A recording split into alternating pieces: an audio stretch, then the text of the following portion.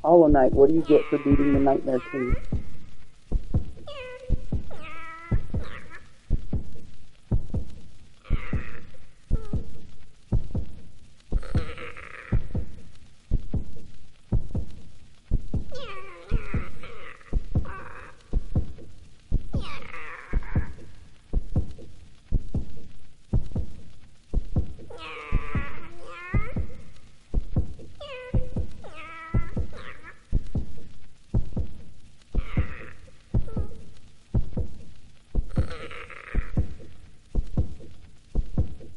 Blow your mind. See, Thursdays are for man love, not gay love. What book are you guys reading? Listen to man on man love on any day. For gay. Maybe, missionaries, stop talking this round. See, Thursdays are for man love, not gay love. I made it. I actually made it. I'm still alive. By some miracle, or maybe by sheer luck. I made it to the end of my sentence. Over 3 months of the most horrific work I've ever had to do with no other alternative.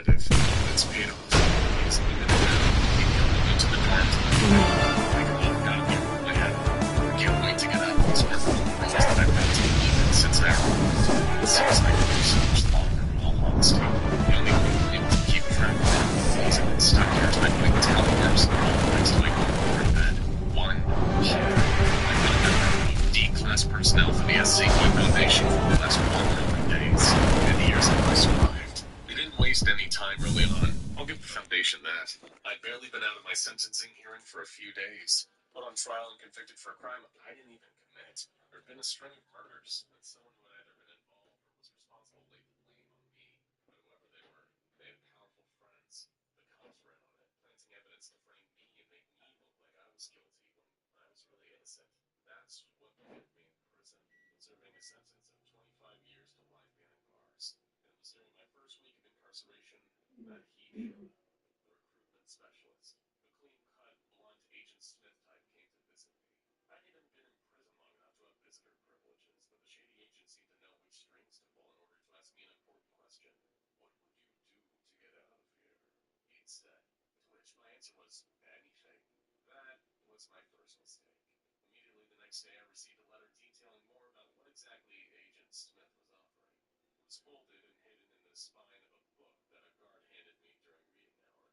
Unfolding the message, it all felt like an old-school covert spy tactic. To Mr. Emil Carker, the letter read, we understand that you recently received a criminal conviction. There are 2 options currently before you, as detailed below. 1, you can serve out the remainder of your sentence in prison. Or 2, you can be released into the care of our organization. While with us, you will be helping to further scientific advancements through hard work. We've devised a system that allows convicts such as yourself to perform a vital role within our organization in return for a reduction in their prison sentences. We have no interest in or intention of determining any guilt for the crimes for which you are currently convicted. We merely seek to present this opportunity for you. We ask that you destroy this letter once you have finished reading. Should you be interested in our offer, then please recite the phrase, it's a yes, to a prison guard with the badge number 47890. Naturally, as cryptic an offer like that was, I didn't need much time to mull it over. I was trapped in prison for something I didn't do, with no way to appeal for my freedom or prove my innocence. So, taking up a mysterious job opportunity from a shadowy group seemed like a much better alternative at the time. After all, I could either work off my sentence through employment, or rot away in a cell for the next 2.5 decades at minimum. All I had to do next was find the right guard. I tried not to make it obvious that I was eyeing every prison guard's badge number as they stood around, keeping a close eye on me and the other inmates. But it was while I was out in the yard that I saw him, number 47890. I'd gone to bed with a knot in my stomach. Hours earlier, I had done exactly as the letter said and approached the guard, making sure I was close enough for him to hear me, but trying to make it clear that I wasn't looking to start any trouble either. It's a yes, I told him. In response, 47890 confirmed his brow and smirched his mustache, seemingly disgust. Back up, inmate, he commanded sharply. I backed away with my hands raised, confused as to what just happened. I spent the entire rest of the day thinking about it. Maybe the note had been a prank, some kind of initiation, seeing as I was the newest prisoner. It didn't explain the age graduation going forward. What was going on? Questions that were spinning around in my head eventually wore me out. And while I slept, that's when someone put a bag over my head, drugged me, and snuck me out of prison. When I woke up, I was somewhere new, a room filled with other convicts. Although not many of them seemed to have come from the same prison I had been sentenced to. Plenty were sporting different jumpsuits, but their gruff demeanors told me all I needed about them. I was surrounded by a more violent breed of criminal, some of the worst of the absolute worst. The atmosphere in this pen full of murderers and monsters was so tense that it felt like the slightest accidental bump could explode into a full-blown fight. And suddenly, the hatch in the ceiling opened, and a pile of clothing came floating down from above. It was a massive orange, enough matching overalls for every inmate in the room. Of course, I held back the initial clamor some of the others made, grabbing their new prison garb, snatching orange overalls from each other. When I eventually got mine, I noticed an unfamiliar logo in the case above the front. After being made to wait a whole day in the pen, the other prisoners and I were filing out of the room by heavily armed security guards. We were all directed towards a hall. No one was daring enough to challenge the officers. Even one of the others. I spotted that the guards' uniforms were the same as the otros spaghetti made to wear. It must have been the logo of the mysterious organization that had infiltrated the movement. We were given an orientation followed by someone who introduced themselves as a junior No lo sé, mi researcher. amor. They explained that our current location was highly classified. was to be released. All we were told was that this was an unspecified research facility, and that we had to cooperate with the facility staff if we wanted to secure our release. It seemed straightforward enough, although the junior assistant researchers Yes, I'll be seemed to like, take a lot of jokes at us dying during these tests. I think they hoped it would alleviate some of the tension. It did. After sitting through the I was orientation, able to at least try to wear my social security card. Yeah, how did that work? So before, when I filled out the application, the SSA told me they couldn't verify my address before I could even submit the application. But I did it again, and I put in the same fucking address, and they're like, "We'll process your shit and see what happens." So I'm just like, "What the fuck?" I wonder if that's what's going on with the bank. That is so weird. What do you mean? Because my other homie Quentin, Yeah. he was like, "Hey, bro, can I use your address to get a Chase card?" And I was like, "Yeah." Never came. 9 months later, showed up. 9 months. He had went and paid and got the card and forgot about it. I'm like, "Hey, bro, did you get another Chase card?" He's like, "No." He's like, "Bro," and then he goes and he looks back. He's like, "I ordered that shit 9 months ago, bro." I'm glad I took away my account because they were trying to get me to pay for another card. Well, see, the thing that I was telling you, that's what they did for him. He's like, "Hey, I never got my card." So they went and they gave him a card and voided the fee. So I'm like, I don't understand why they didn't do that for you. I don't know, but freaking crazy. And I went to, they're like, "Oh yeah, we print this shit on site." And not only that, if you have to fucking replace your card, guess what? It's free. I'm like, you know what? I will go through this shit in the fucking stripes just to thank you because that's great. That's all I want. It's like one of the most important things about a bank is having access to my money. Yeah. And it's like it just seems like a lot of these banks are just dying to prevent access to your money. Especially when you first put it in there, because they log this shit out. Well, that's weird because me working at Amazon, they automatically give us a U.S. bank account for us to get all of our it does a direct deposit directly into the U.S. bank account. And then I can honestly, if I work a lot, if I do constant overtime, I could pull 70% of my checkouts every day. That's pretty cool. Yeah. Which that's why I've been fighting with her. I'm like, "Babe, I would work a lot more if I didn't have so much shit to do when I got home." That's the only problem. I don't want to play farm boy when I come home. I don't want to fucking go. And then if I'm going to farm and be in the garden, I'm not going to be working my ass off. I'm not going to be fucking burning and rushing. I'm not doing all that shit. If I'm going to play in the garden, I'm going to play in the garden. I'm going to have fun while I'm fucking gardening all my shit. I'm not going to be fucking doing this fast. Especially when you just woke up after I did a fucking 10-hour shift. That shit just was not happening. Yeah. Too much to work like that. You expect to go back and do shit. Yeah, because one time she wanted to do, I just did a 10-hour shift, went, spent fucking 2 hours at the gym, and then she was like, "Hey, you did this?" I'm like, "No, I'm training." No, I ain't got to do it. I'm fucking tired, I'm worn out. I have to fucking shit, shave, shower, eat, go to bed and do all this shit all over again. I'm gonna lose my fucking mind. Most were harmless and harmless creatures or objects, like one of the bigger experiments I was involved in, which focused on SCP-999. This friendly little gelatinous SCP-999 being a rapid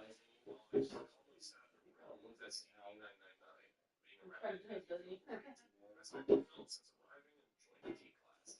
Although I did hear one of the other researchers making a comment that SCP-999 was, quote, not ready yet, but I've been adamant.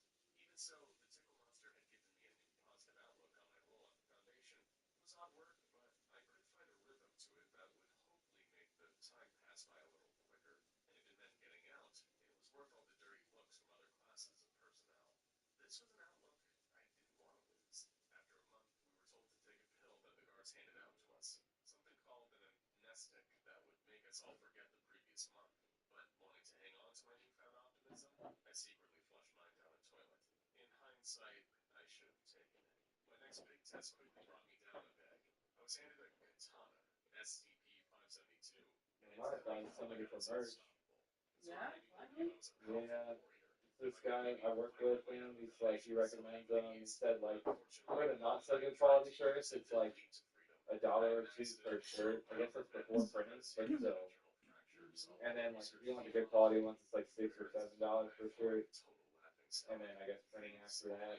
But I think it would probably be around the same price as fucking Lowe's was quoting with that one guy, but he just had some back to me. I got vectorizing the shit and whatever, and I was kind of, well, yeah, whatever, you got your own thing going on, it's cool. yeah, I wonder if she's mad because I didn't have any cover before. I sent a text. I'm like, I don't know what the fuck is going on. It just says no internet connection whenever I'm trying to text you. So I called you back and everything too. I'm like, bro, I'm not trying to like blow you off or nothing. Then recite blood for the old gods, Yeah, water weird. for the new king. It was an unusual practice, to say the least, but apparently I was helping keep a powerful vengeful demigod in prison. That didn't help to soften the news that I heard when we returned from SCP-2037. When I was gone, the Foundation's security team had been infected by something known as SCP-21. Why are you all up in the fridge, boy? That makes people believe that every month a large group of D-Class are to be terminated.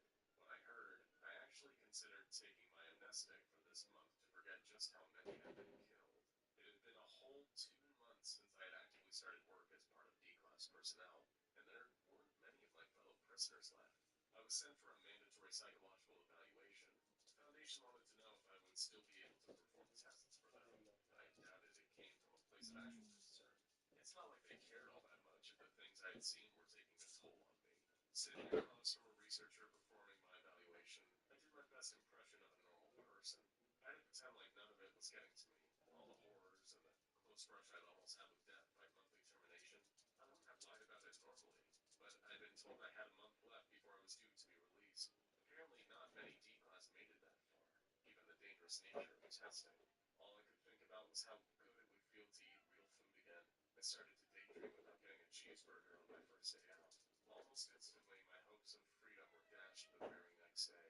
I was told I'd be going on another assignment.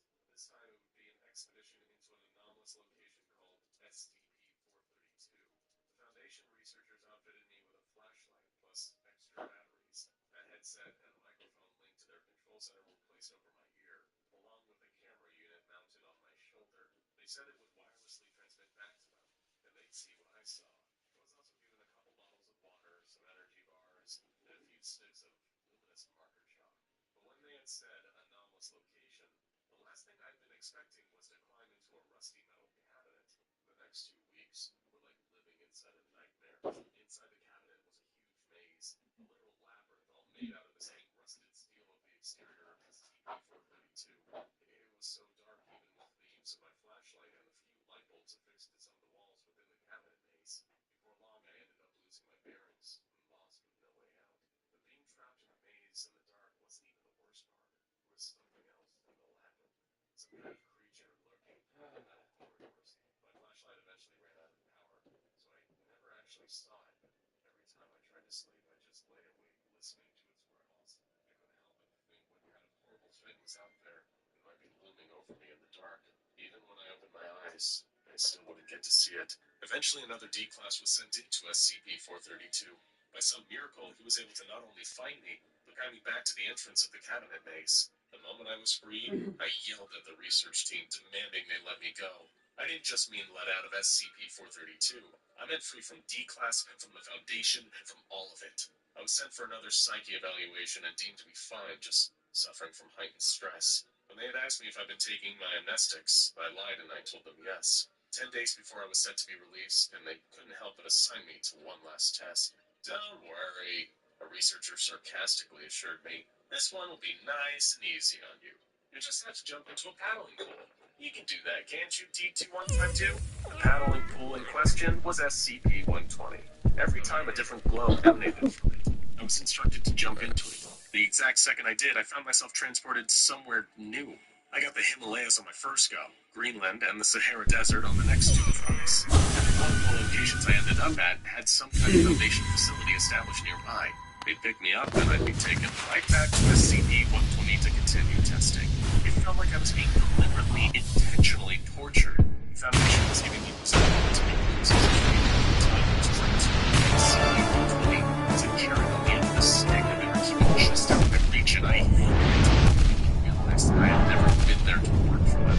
Being part of the D-class personnel was a job. All I was to them was a human. Now to the last day. It's me with the next day.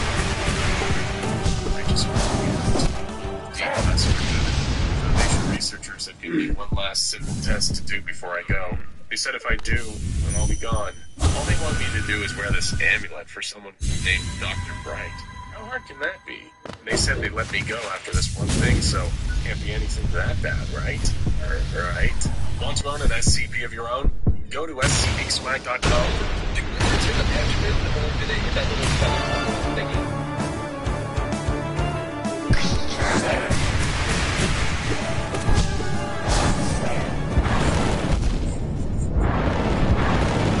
Do wizards hit the Benjamin, or do they hit that little feather thingy?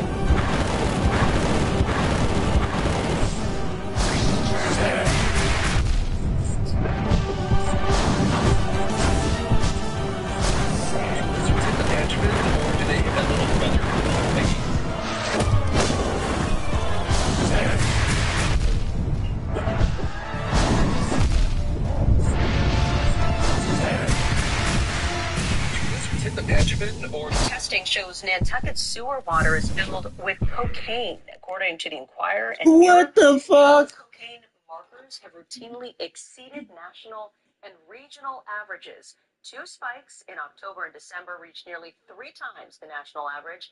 Nantucket's health director says the data will help provide their behavioral health partners with actionable information. New testing shows Nantucket's sewer water is filled with cocaine, according to the Inquirer and Mirror. The island's cocaine markers have routinely exceeded national and regional averages. Two spikes in October and December reached nearly 3 times the national average. Nantucket's health director says the data. Where is Nantucket?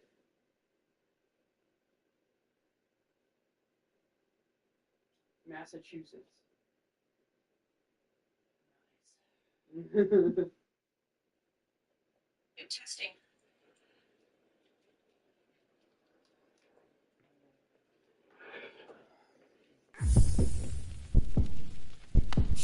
I wish you'd never told me. If I didn't know, I'd be happy right now. Try something else. Tonight I took over. I saw you about the virology.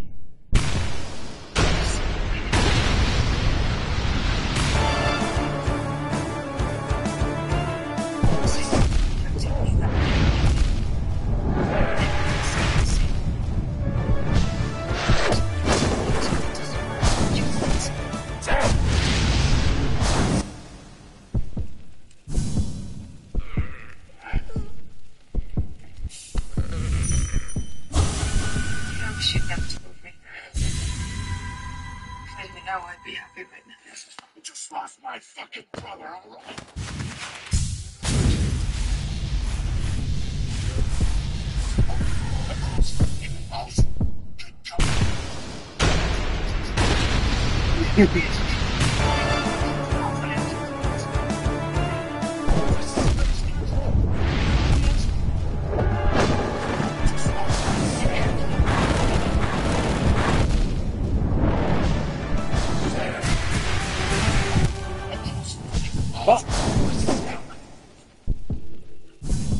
SCP-1983-1, also known as the Doorway to Nowhere, is a modest, one-story farmhouse in a rural community in the state of Wyoming. According to local records, the building was abandoned in 1968 following a spree of ritualistic murders committed on the grounds. Those believed to be responsible were allegedly a satanic cult. Further details on the particulars of this cult are classified in SCP-1983's capture records. Despite the cult being long gone, SCP-1983's legacy of anomalous activity lives on. The moment, the front front door of the abandoned farmhouse appears to kitty contain does a spatial Gregor. anomaly. No light or matter appeared to exit this anomaly. All black rectangle with nothing inside. But it is exothermic, meaning it gives off heat. The entire building has spatially anomalous qualities. It can be entered as normal through any exit home, other than the front door. Since it's entrances added to the fact that it's 3-1 foundation. However, its front rim exist in the building. The building's geometry is as well as as the rest of the world. Ascending to other impossible elevations in the farmhouse. Seriously? Foundations have geometry and dimensions of SCP-1983, and they have found that the measurements of the inside and outside of the building are physically impossible, with the building seeming to be much larger on the inside. While the Foundation has successfully made holes in the exterior walls to enter the building, this tactic did not work for the front room. Builders have never entered through the interior of the farmhouse. To track via holes made in the interior walls. This has only resulted in Foundation personnel. I don't know what it is about the social security card It's important specifically to that note just that there's only so 3-meter radius of the front door. This entire area appears to That's resist why the I'm flow like, of why am I deterrence. dying so Some goddamn attempts to much? breach the front wall. yeah, This has exposed the anomaly within. Huh? did you not have three things equipped? No, I didn't have the quick healing equipped. I'm like, why the fuck? What was that? Fuck that.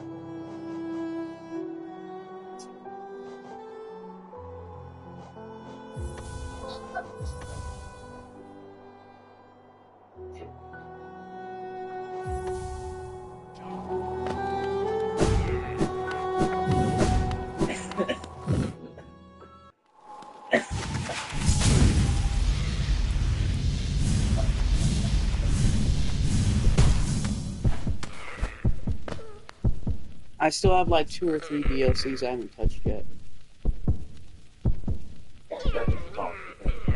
Mhm.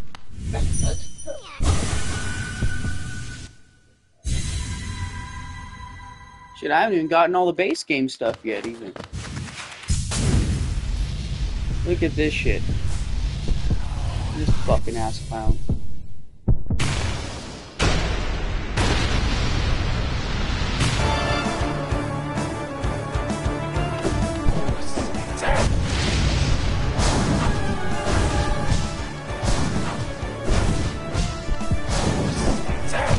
Ah, you bitch. Ah, you bitch. Ah. No! That was like one. I told you. Like, fucking smash me real quick.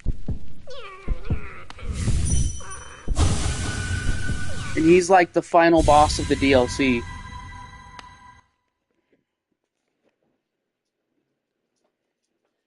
Go feed these assholes. I gotta get dogs from the end cat.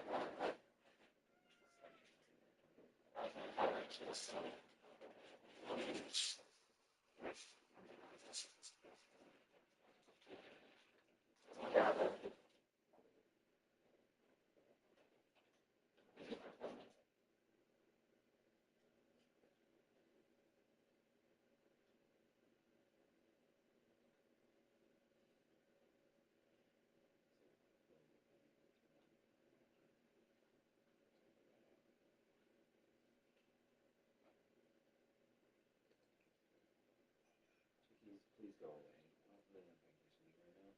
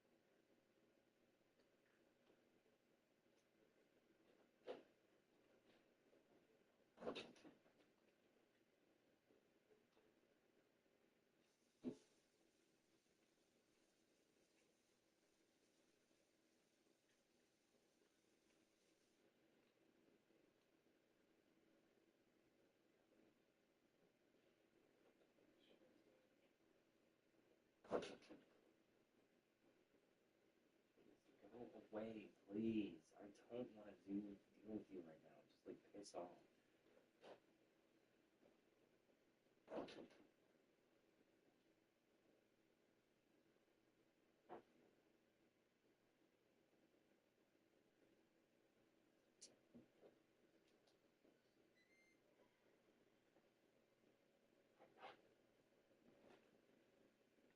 But the O5 Council has forbidden further attempts to breach the anomaly this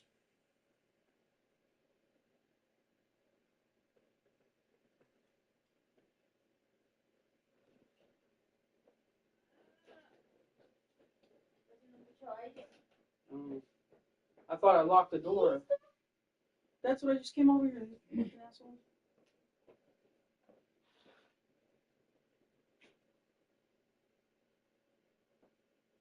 Was the dog door not locked? I thought I locked the one that goes outside. Because it goes. Yeah, I unlocked it because she was out there.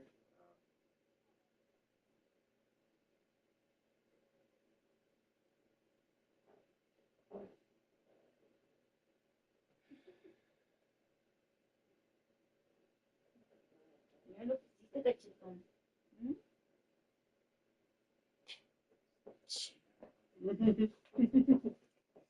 Tírame. Gay couple shit. Tírame yo. Can't believe you've done this.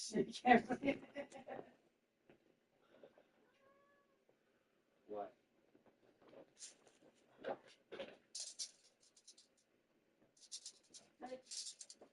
Sit here and wait till the end of time. I don't know. I guess this shit's just not gonna work.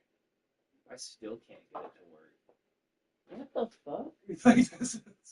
I might try to see if it needs an update. 6, 8, 10. Okay. 1, 2, 3, 4, 5, 6. Okay. Found my little extras, so you didn't take them. That's good. I was about to be super pissed, but I'm like, Oh, ¿me pasan mis guantes? Your what? Mis guantes. Oh. Gloves. Gloves. Gun gloves.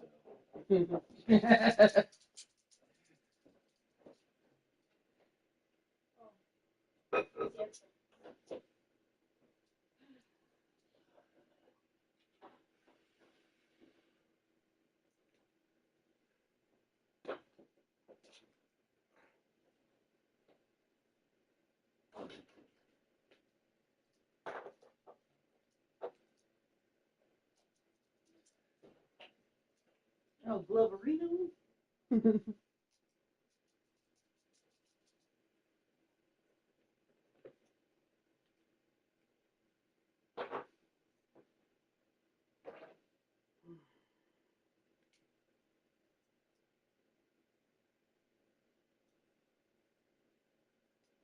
I could have made that Alfredo fucking way more badass, but she threw my fucking cheese away.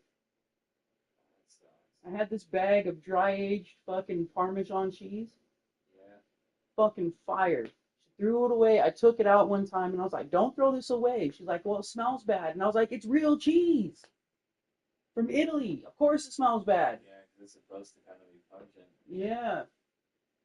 She threw it away again when I'm like, bitch, the fuck? You know how expensive this shit is? I guarantee it's not cheap, especially if it comes from Italy. I've seen the prices of those fucking wheels of cheese and shit. Like, good God, man. I know, and all the stuff I was making with it was like fucking fire. I honestly wouldn't doubt it. You get some pretty good. Oh, that's right. There's one here. There used to be, but ever since the fucking pandemic hit.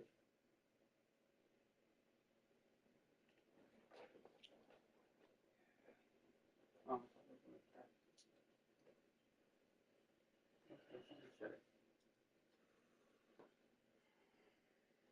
Yeah, I already got the mail for today.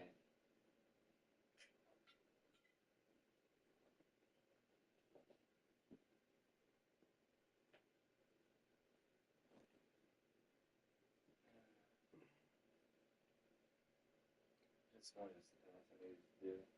I completely forgot what it was. I told Bree I gotta go to work all week this week though, because I want to go get my shot.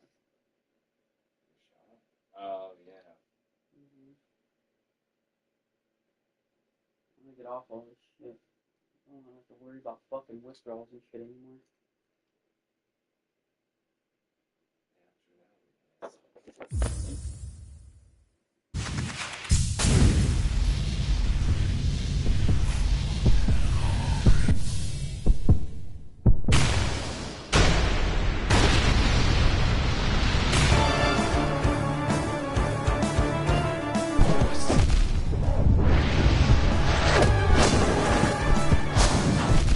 You bitch.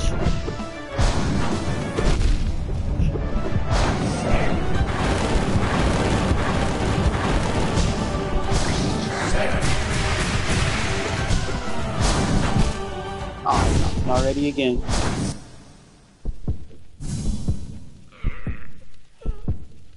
Fuck you, I'm not fighting you right now. I wonder if I could take that fucking little enemy charm thing off. That's kind of like, it's like a disability type of thing. I don't have to be fucking wearing him to... That doesn't help.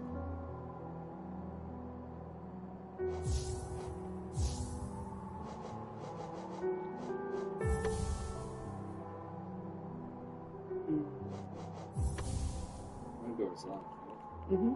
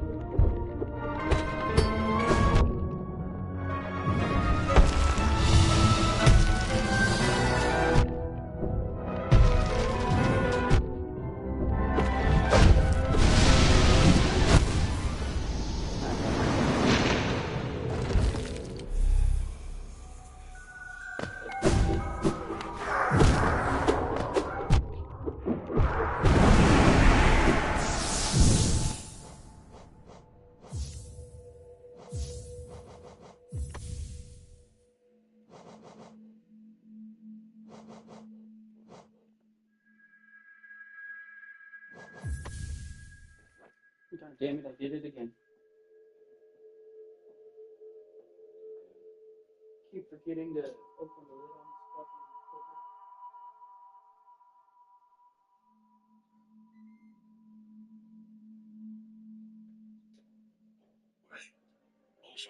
You were born in Gaul, which is just another name for present-day France. Your father is a warrior and a part-time hunter. Your mother, too, was a warrior, but not anymore. You see, you're part of a warrior Celtic tribe. Here, men and women both march into battle hand in hand. By the time you're 5, your father tells you stories of how he met your mother. He tells you that she was a fierce warrior, and the only reason you never see her go into battle anymore is because of an injury she suffered. Outside your home, your world is forests, rivers, and hilltop settlements rigged with wood and earth. Life is communal and loud. Everyone knows everyone. Elders argue. Children fear.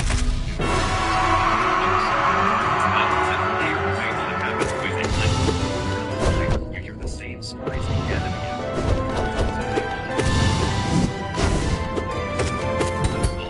Always rises. You learn early which stories are meant to inspire and which ones are to be as a child.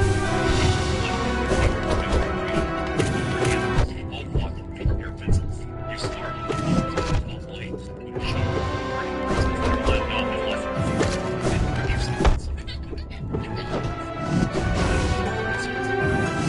being useful to the tribe is more humanity.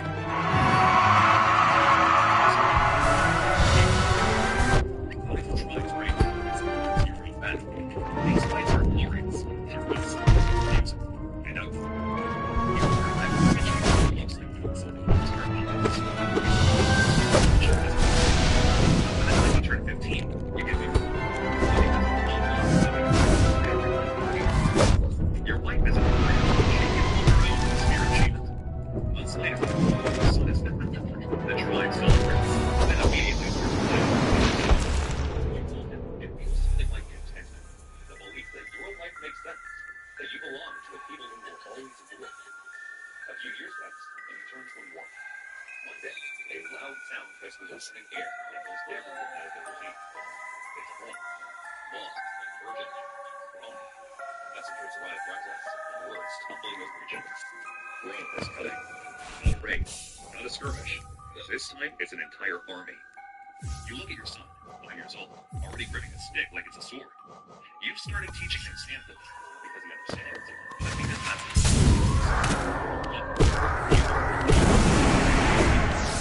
and hand him back to his mother. There's no speech.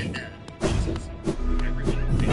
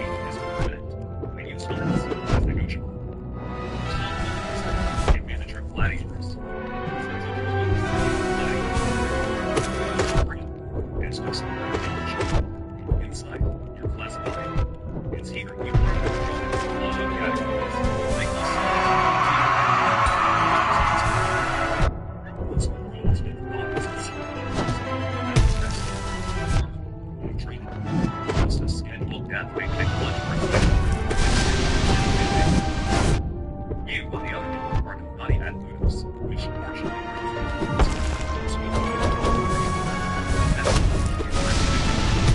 as anyone's potential.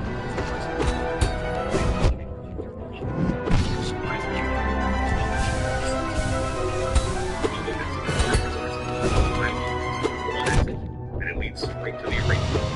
You leave. You drown constantly. Going towards the verse. Shields heavier than anything carried in clothing. Same for bruising.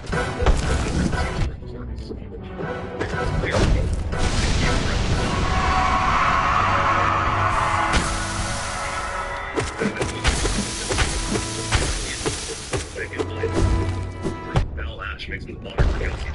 Because broken bone breaks. And broken is investment. The expandable X adequately keeps blades from going too deep. You notice other changes as well. You start thinking like property. You were taking a break in your first stage of urban entertainment habits. One particular day, Soldier Party came status at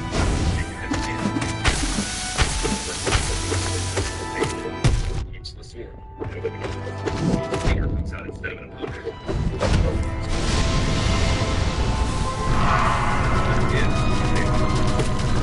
And screams. Then one again. The last second. Right past the tunnel. You see the blood that's steaming in the sand in your stomach. You fall in right here. You were raised in my and this is when you understand. This place isn't a normal satiated of these spells. And fortunately for you, that beast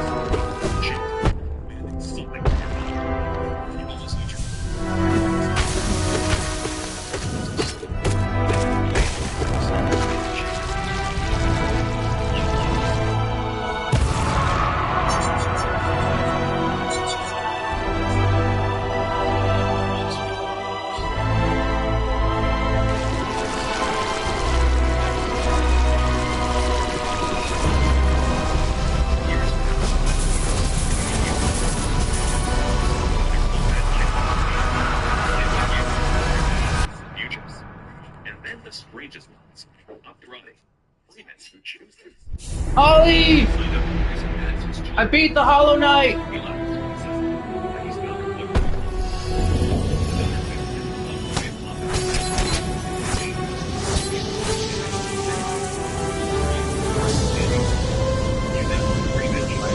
No, that's the Grim one. I beat the other one that was fucking whooping my ass.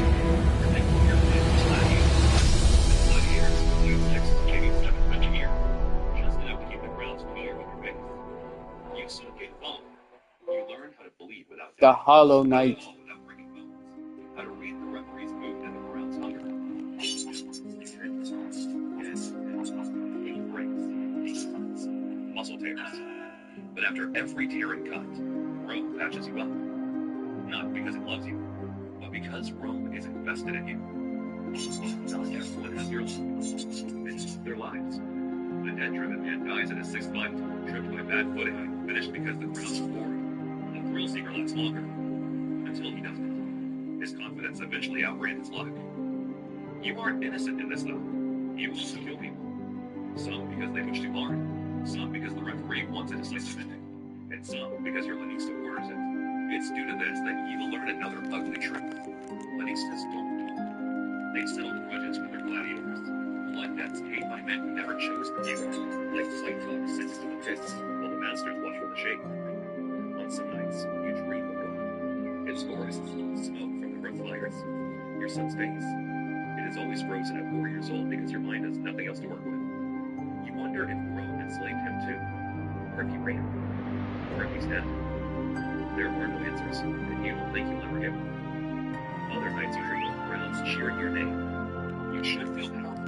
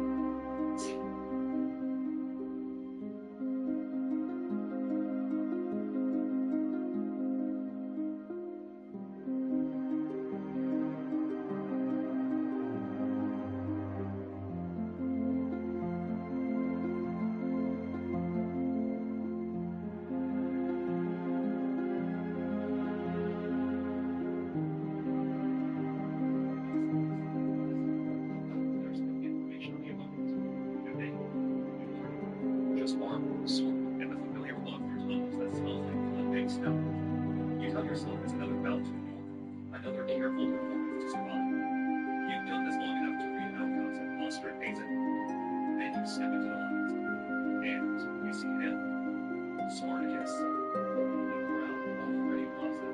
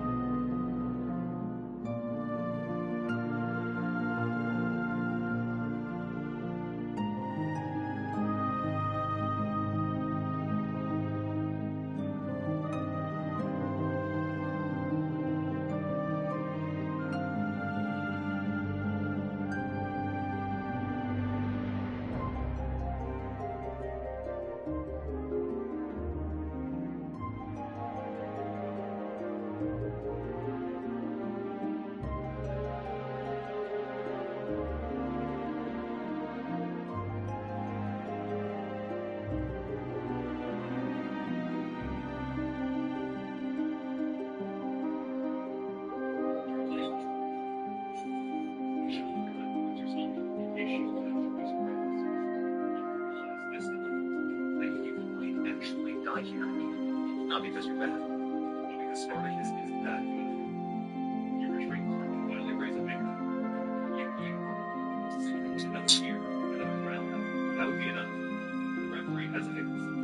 Then the stands are blood, blood, blood. You had felt it before they said it. A verdict of tens of thousands of paid to be entertained, not negotiated. You stood where Spartacus stands now. You know what the chant means. Mercy has been revoked. And through your chest, you realize your only chance to live. Tell the referee everything. The whispers, the planning, the escape. You move toward the referee, desperate to trade secrets for breath. It's your only hope. But Spartacus already knows what you're thinking. So he steps aside as he cuts your path. His blade cuts into your belly. Shallow first, then deeper, then higher. Final. You collapse. He kneels close enough that only you can hear him. He tells you it has to be done. That Rome trained the rebellion out of you. That you would have chosen freedom, even if it meant betraying them.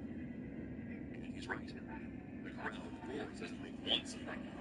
You guys will applause that your body stops moving. And sort of place.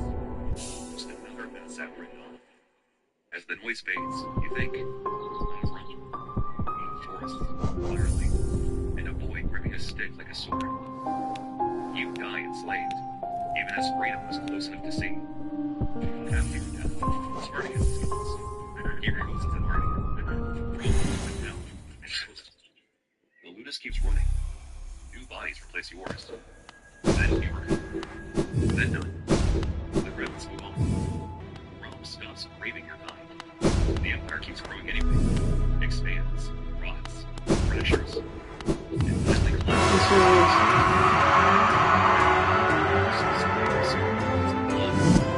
And when it ran out of others, it found itself.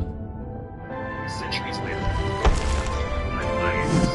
they make you heroes in epic tales. But the truth is simple. One of you had a story.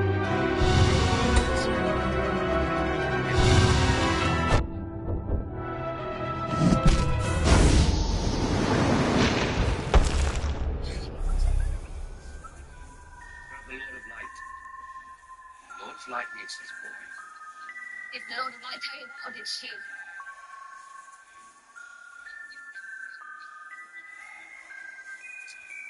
Too much of this chief God. I do not fault each of us. Because some people is not to sleep. We can't have this world to do them. These are this to benefit.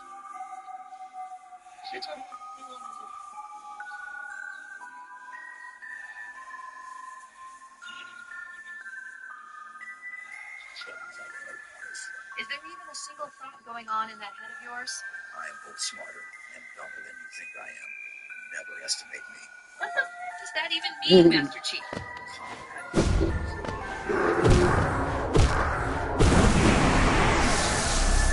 there even a single thought going on in that head of yours?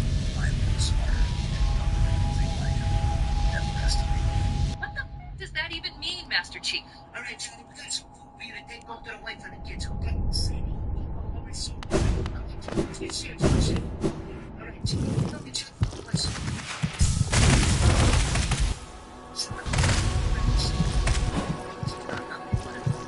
She did mention something that you guys did. Juro na Roman da dubs. Bis manama boblis. Bis boblis bera bera. Aklama luptis. Emma depreda. Bak na nas. This ba. Kuro. She's really out of her mind. Like I said, money's all yours. You get up and skip the job. I got you guys. All right, Johnny, we got some food for you to take home to the wife and the kids, okay? Sammy, always so giving. Okay, John, let's get serious for a second. All right, John, we don't get you a question. You can consider you like family. She's not nothing but annoyance. She did mention something that you guys did, but unfortunately that's classified. Let's just say, whatever she told you, now, wow, what's that? They call slap her up. This is real. Okay, well, we have to truth passing to the highest degree. And you can look away into the face. Yeah. Oh, wow, she's really out of her mind, huh? Yeah, like I said, money's all yours, and you get up and skip the job. I got you guys. All right, Johnny, we got some food for you to take home to the wife and the kids, okay? See?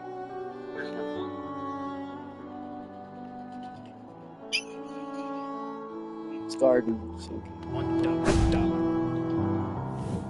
God, that's the first workday back after 420. Oh, everybody knows what that means, right? True test day. That's not on any of my calendars. What are you talking about?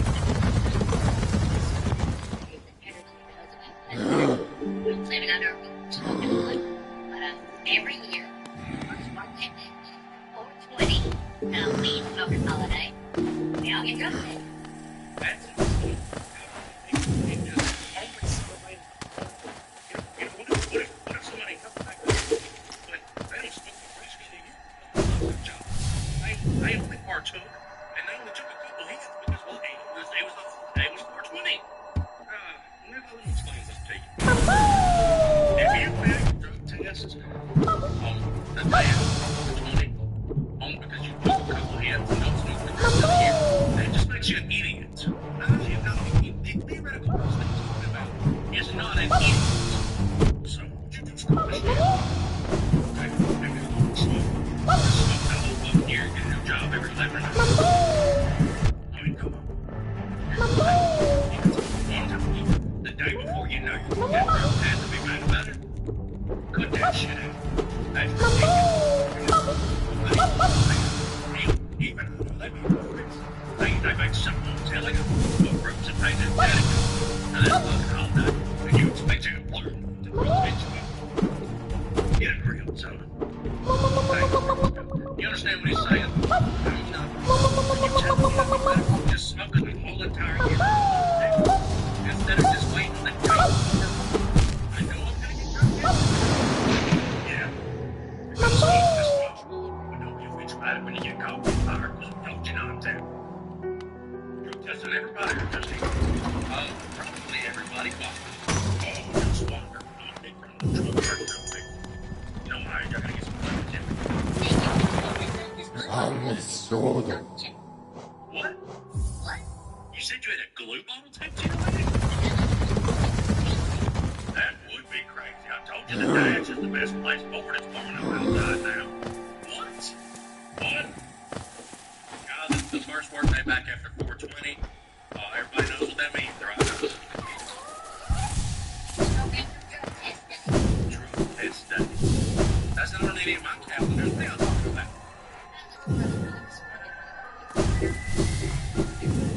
Living under a roof, smoking one, but every year, the first birthday week, 420, the week of the holiday, we all get drunk. That's messed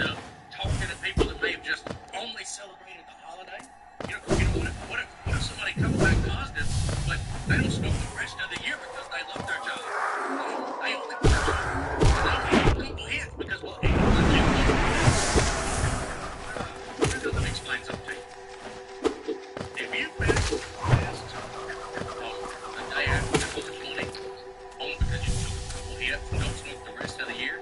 They just like you eating it. They were was not talking about. He said it was all nonsense. It was nonsense. Then he saw it. And I trust the eyes of an honest man more than I trust everybody else. Because people don't believe it is going to kill them. I know it's a good question. People's minds are made for problems that much.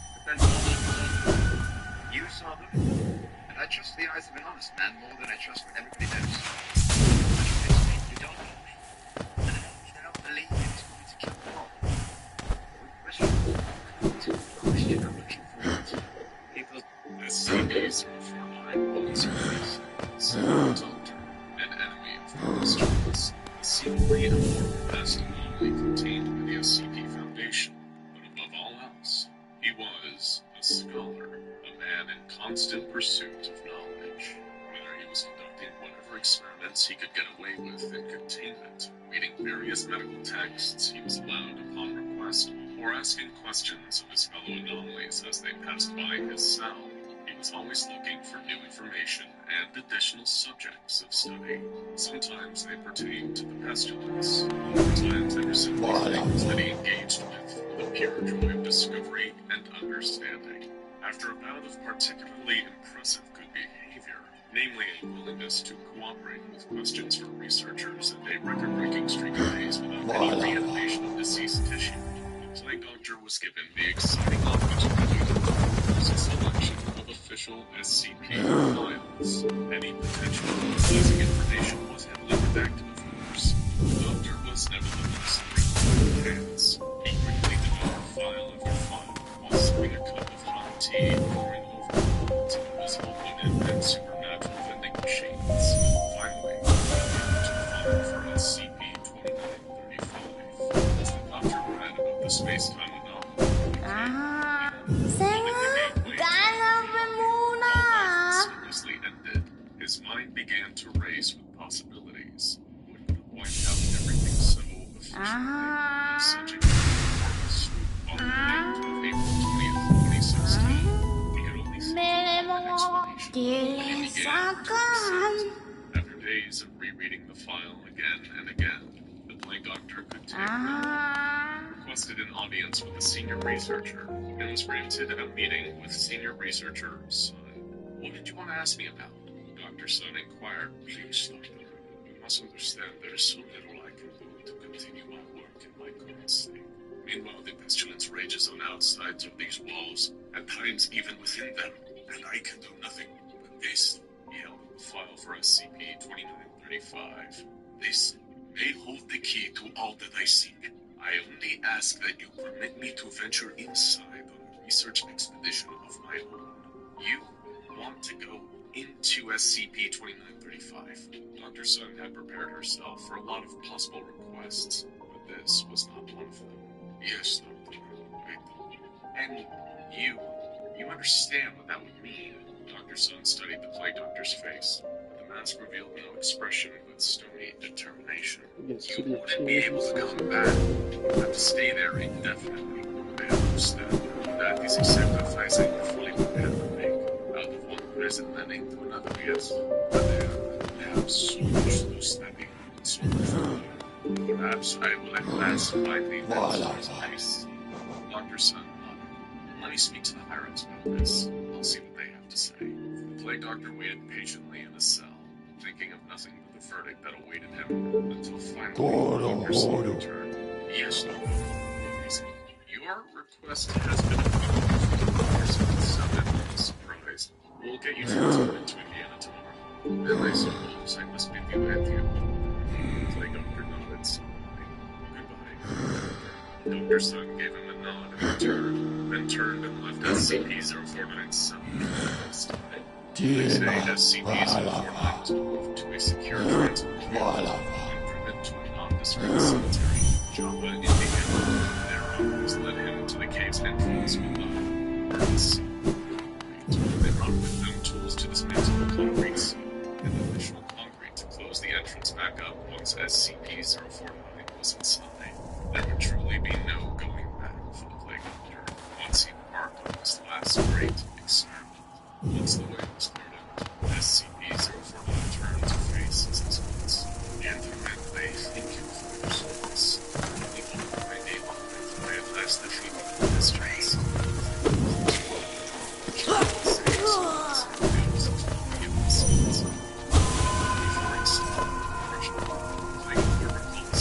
Shakespeare he had once heard in the theater that the authors had reviewed the swallow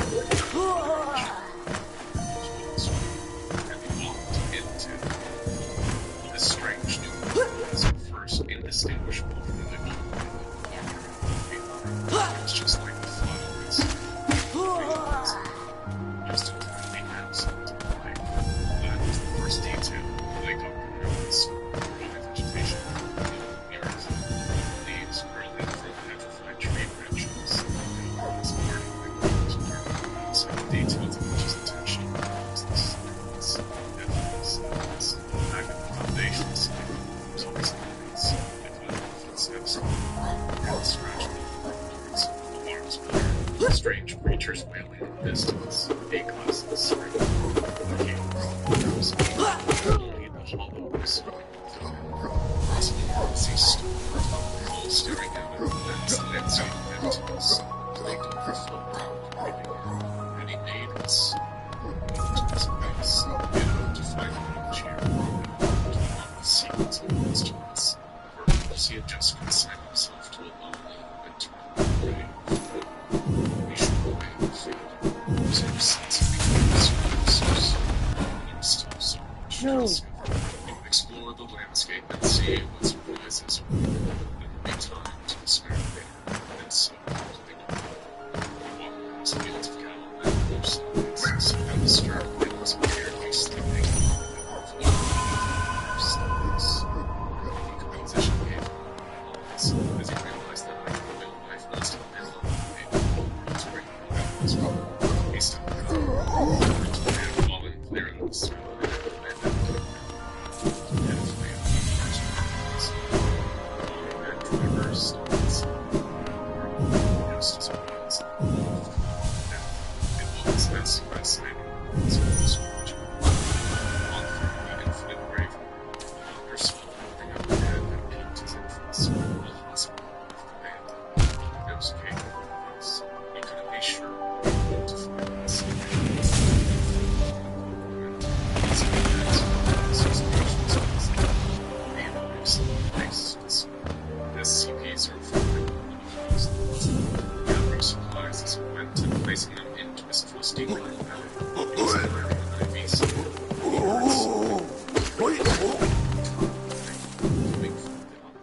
Oh, do I have two pale orbs? Hell yeah.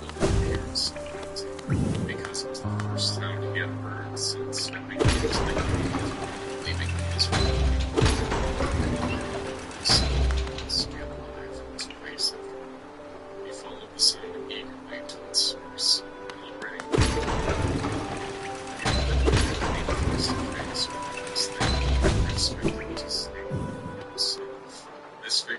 slightly different, wearing a deep red.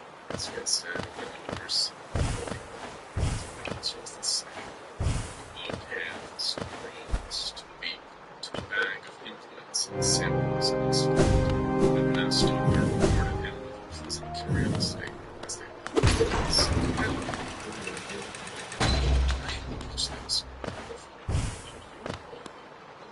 I do believe I must. And that's how you said simply. I have never seen anyone else like you before. Like us.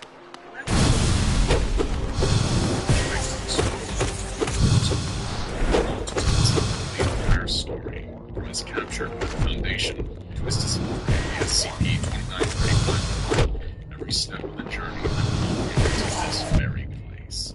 I have research and discovery. I saw it.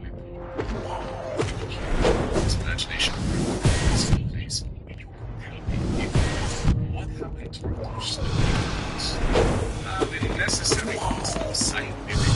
That's always what happened. And that's the correspondent.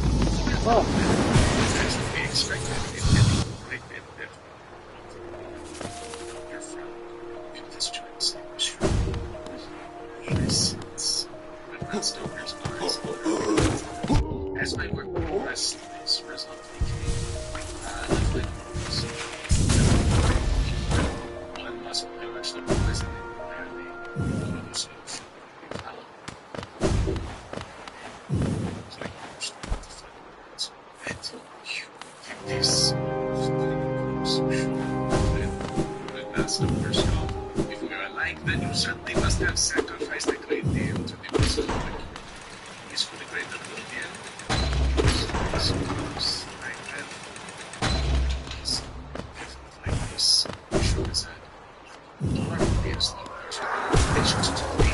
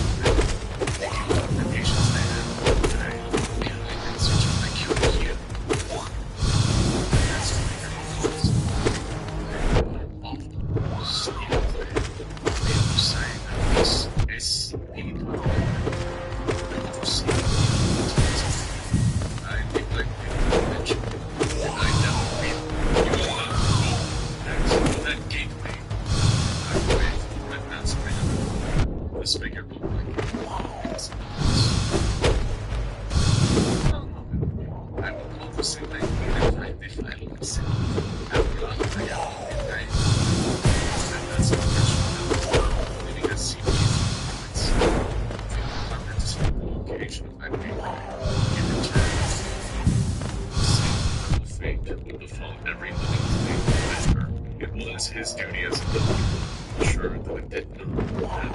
This has his legs to be carried just to say. He made the Foundation site. The lay doctor came to a halt.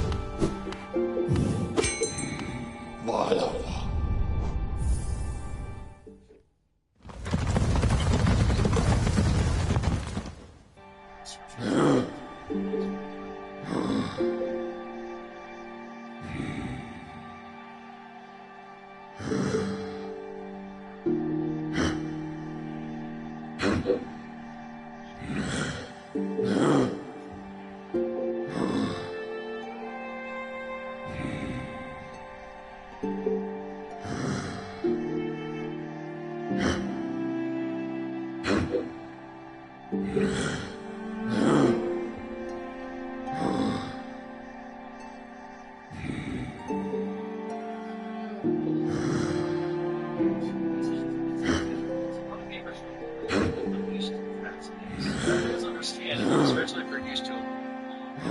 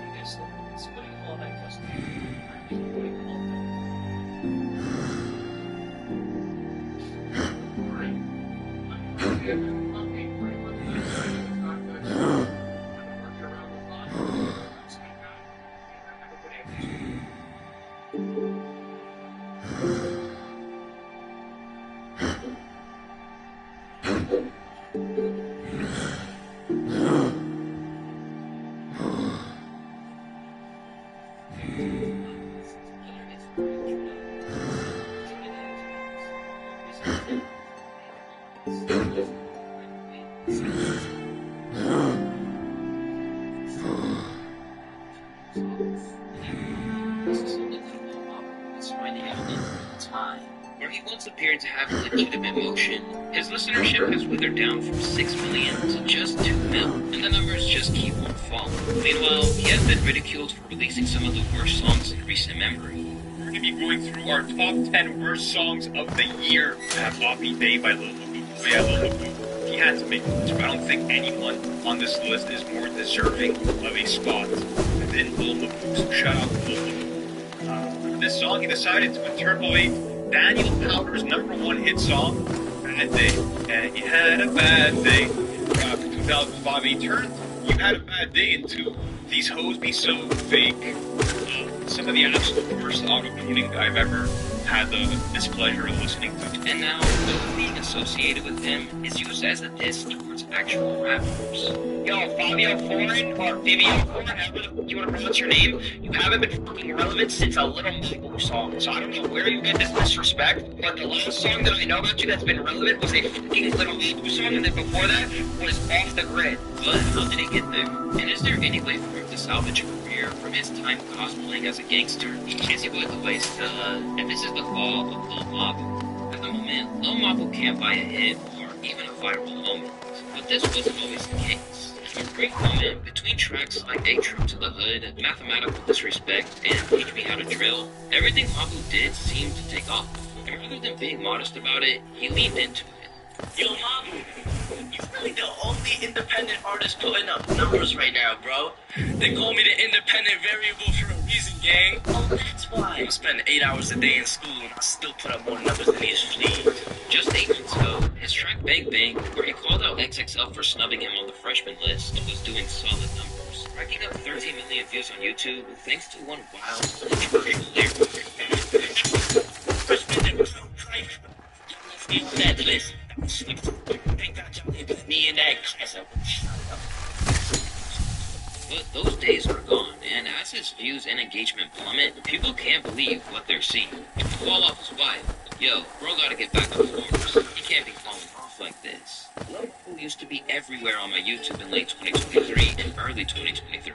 Then after like July 2024, I stopped seeing him. Now, I haven't heard from him at all. However, when you look back at Lil Mabu's beginnings, it's really no surprise that he's now fallen on hard times. Because as entertaining as some people found it, the shaky foundations of his hip-hop career were never sustainable. My name is Matthew DeLuca. I go to the collegiate school. I'm in 9th grade. And my favorite thing about Kids Walk for MSK Kids is to getting together with the elementary school. This is the real An upper-class kid ranks in a 5'10", 5'5", 3,327 school in the city's plush Upper East Side. Rather than spending his early years in the trenches like many of the rappers who he aspired to be like, the only time Mabu was outside is when he was in the Hamptons at his family's 6,182 square foot house in Waterville on Long Island. In fact, the town square of Southampton can actually be seen in some of his viral TikTok content. With the value of these two properties alone being at $12 million, it's clear that Mabu was born in the lap of luxury. And as opposed to picking up his love of drill music in the public education system, Mabu's affluent lifestyle extended to gaining him a diploma at the exclusive collegiate school in Manhattan. Claimed to be the oldest school in the United States with a lineage that dates back to 600 years, his time at the plush establishment would have cost his parents $60,000 a year in tuition, amid receiving his education at the same place as the likes of JFK Jr., David Duchovny, Mark Ronson, and Warner Bros. Records. Lil Mabu's life is a million miles removed from the bullet-ridden existence that he portrayed in his music. And instead of navigating turnovers and Bed-Stuy or the Bronx, the only real criminal history in Mabu's family comes from white-collar drama, courtesy of his father, Peter DeLuca Sr., who actually has a longer rap sheet than his son.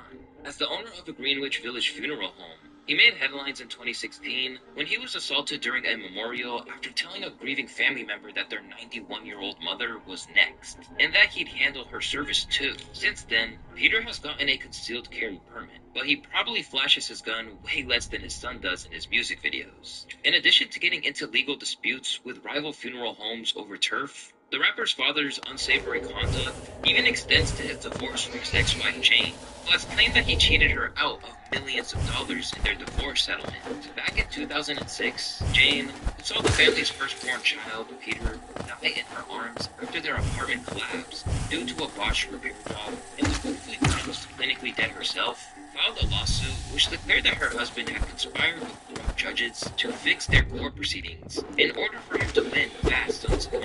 As for Matthew Peter DeLuca, he began making music at a young age, but it was a far cry from what you're used to hearing from him, and was more along the lines of the melodic output you'd hear from Ian Dior or Kid Leroy.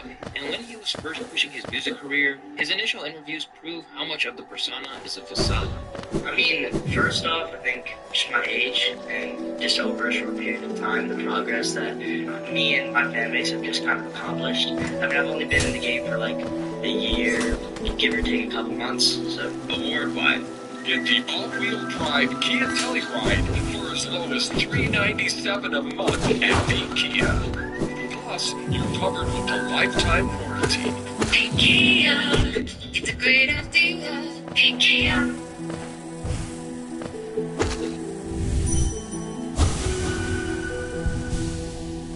Ten out of 10 friends say you have to go to that wing place, and that pizza shop, and that noodle spot, which you have time for 0 out of 10 nights. Your dad knows all your neighborhood hotspots, and you can always get the best new ones around. Best of luck with that. Shake up your dad routine.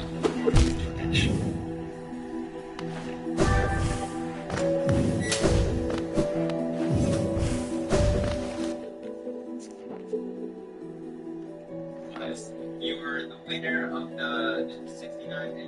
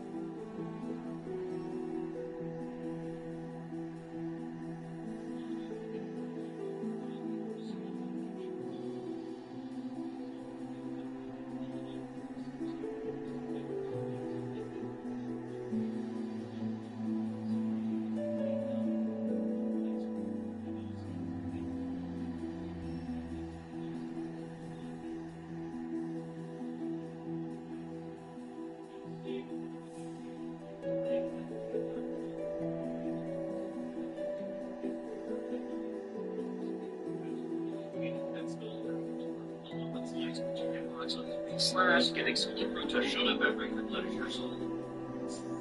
And Ghosting Stacker regularly been given away in these months.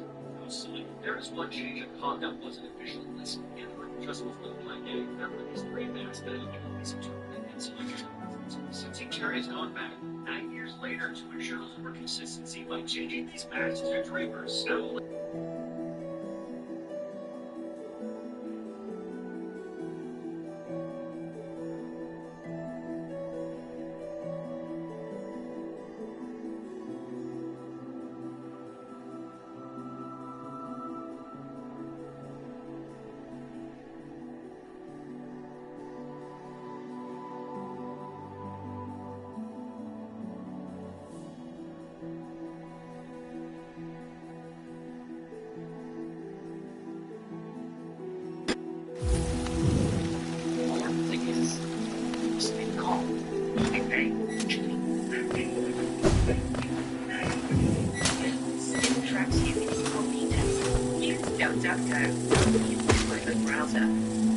Frankly, quite fascinating. Every single skip, strategy, and route has a story behind it, and as a speedrunner, I could talk about this for hours. So today, I picked one of the most interesting stories in all of Hollow Knight speedrunning to do a deep dive on. The story of Hollow Knight's Book's Broken Charm, and the story of how one great copper changed everything. Let's get into it. If you're the average player, read the video title, you might notice that there's something slightly off with this image. Notably, there's a charm in the S tier that seems like it doesn't belong. Yeah, that's right. Today, I'll be telling you why Shaman Stone is the worst charm in the game. Yeah, no. This is the story of the charm that could deal an absolutely ridiculous amount of damage, could multiply your Geogain dozens of times, and kill bosses before even entering the arena. This is the story of the charm that was patched again, and again, and again, and again, yet somehow remained incredibly powerful. Today, I'm taking a deep dive into what makes this charm the most broken charm in the game to this day, and how it has come to be useful in Hollow Knight speedruns across a variety of categories and patches, despite how Team Cherry tried to fix it over and over and over and over and over. You get the point. This is the story of Flukeness.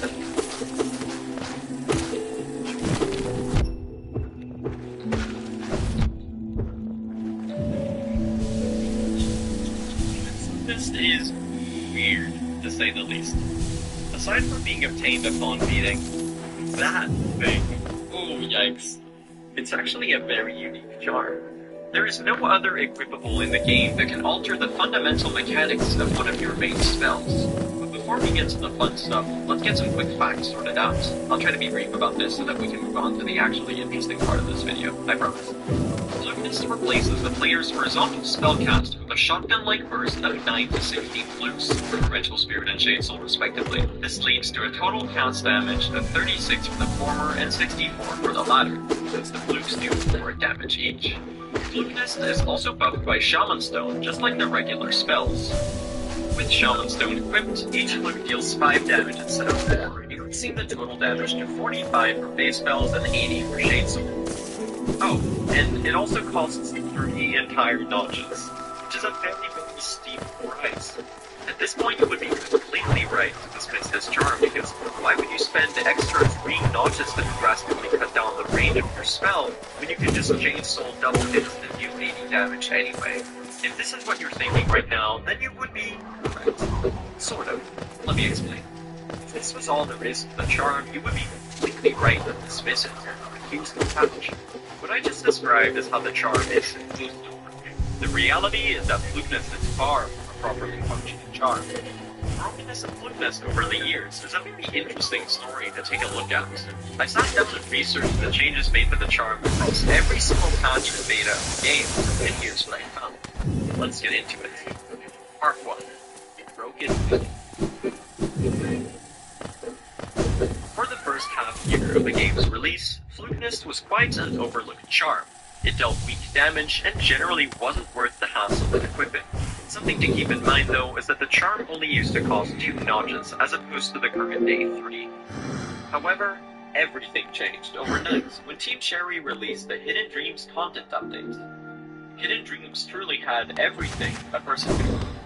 2 new awesome boss fights with a new soundtrack to accompany them, Dream Gates, a new Stag station. And of course, a massive,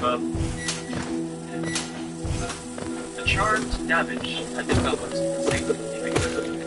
Side notes, the official patch notes published by William Penland on August 3rd, 2017 didn't specify how big this one was, which I think is part of the reason that no one really knew how powerful it had become. That is, no one except for the speedrunners.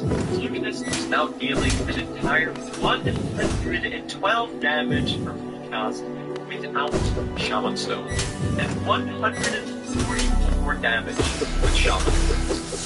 For some perspective, if you have the maximum deal strength, as well as both strength and fury active at the same time, you will only be dealing 56 damage per unit, exactly half of what a non-Shaman Stone, let me repeat, non-Shaman Stone blueprint would deal in a single cast. But there's more. Here comes the spicy part. While buffing the charm, Team Cherry somehow dropped a big plate of spaghetti code on top of it, and weirdness ensued, as weirdness does. Somehow, Luminous now had the ability to kill the same enemy multiple times. You can now, for example, kill a single Watcher 6 different times with a single cast of Flukes, which would trick the game into thinking that 6 separate Watcher Knights have been vanquished and instantly end the fight. The same mistake in Flukeness code also made it possible to multiply Geo gain from an enemy, such as Gorgeous Dust, for example, by killing it with Flukes. This would earn you thousands upon thousands of Geo from a single cast of the spell. The powers of Team Cherry Spaghetti code had granted the speedrunners a miracle, and use it they did. You need Geo? 6,000 Geo from Gorgeous Dust coming right up. You're doing the Colosseum with fools. Like, stupid all. I don't know what's going on. I can't explain this to you. I literally don't understand what's going on the screen right now, because it's all just so broken and weird. Moving on. Hollow Knight had a new, most powerful charm, and the glorious reign of Flukeness had begun. The glorious reign of Flukeness lasted for about 3 hours. Team Cherry realized their mistake and probably patched out all of the weirdness on update 1.1.1.6. The spaghetti had been unspilled. It was over. M's in the chat. The runners had had their fun, and it was time to move on. Or was it? The charm was still ridiculously powerful, with or without the duplicate kill glitches. 10 out of 10 friends say you have to go to that new place, which you have 0 time for. Fortunately, DoorDash knows all your neighborhood hotspots. Check up your damage. Or use DoorDash.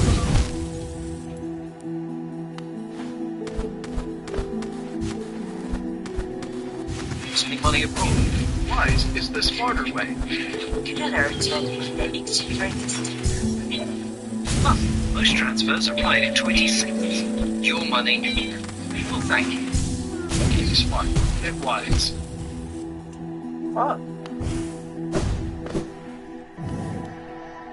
And quickly became a part of the new meta. Flukeness stayed completely unchanged throughout the Grim Troop updates, all the way until the Lifeblood update. This is an important detail to mention, since most main categories are run on patch 1.2.2.1, the final patch of the Grim Troop DLC. Most notable use of Flukeness is actually seen in the 106% category, which is the maximum completion category equivalent for that patch. Part 2, the 1.2.2.1 era, the golden age of no major glitches Flukeness.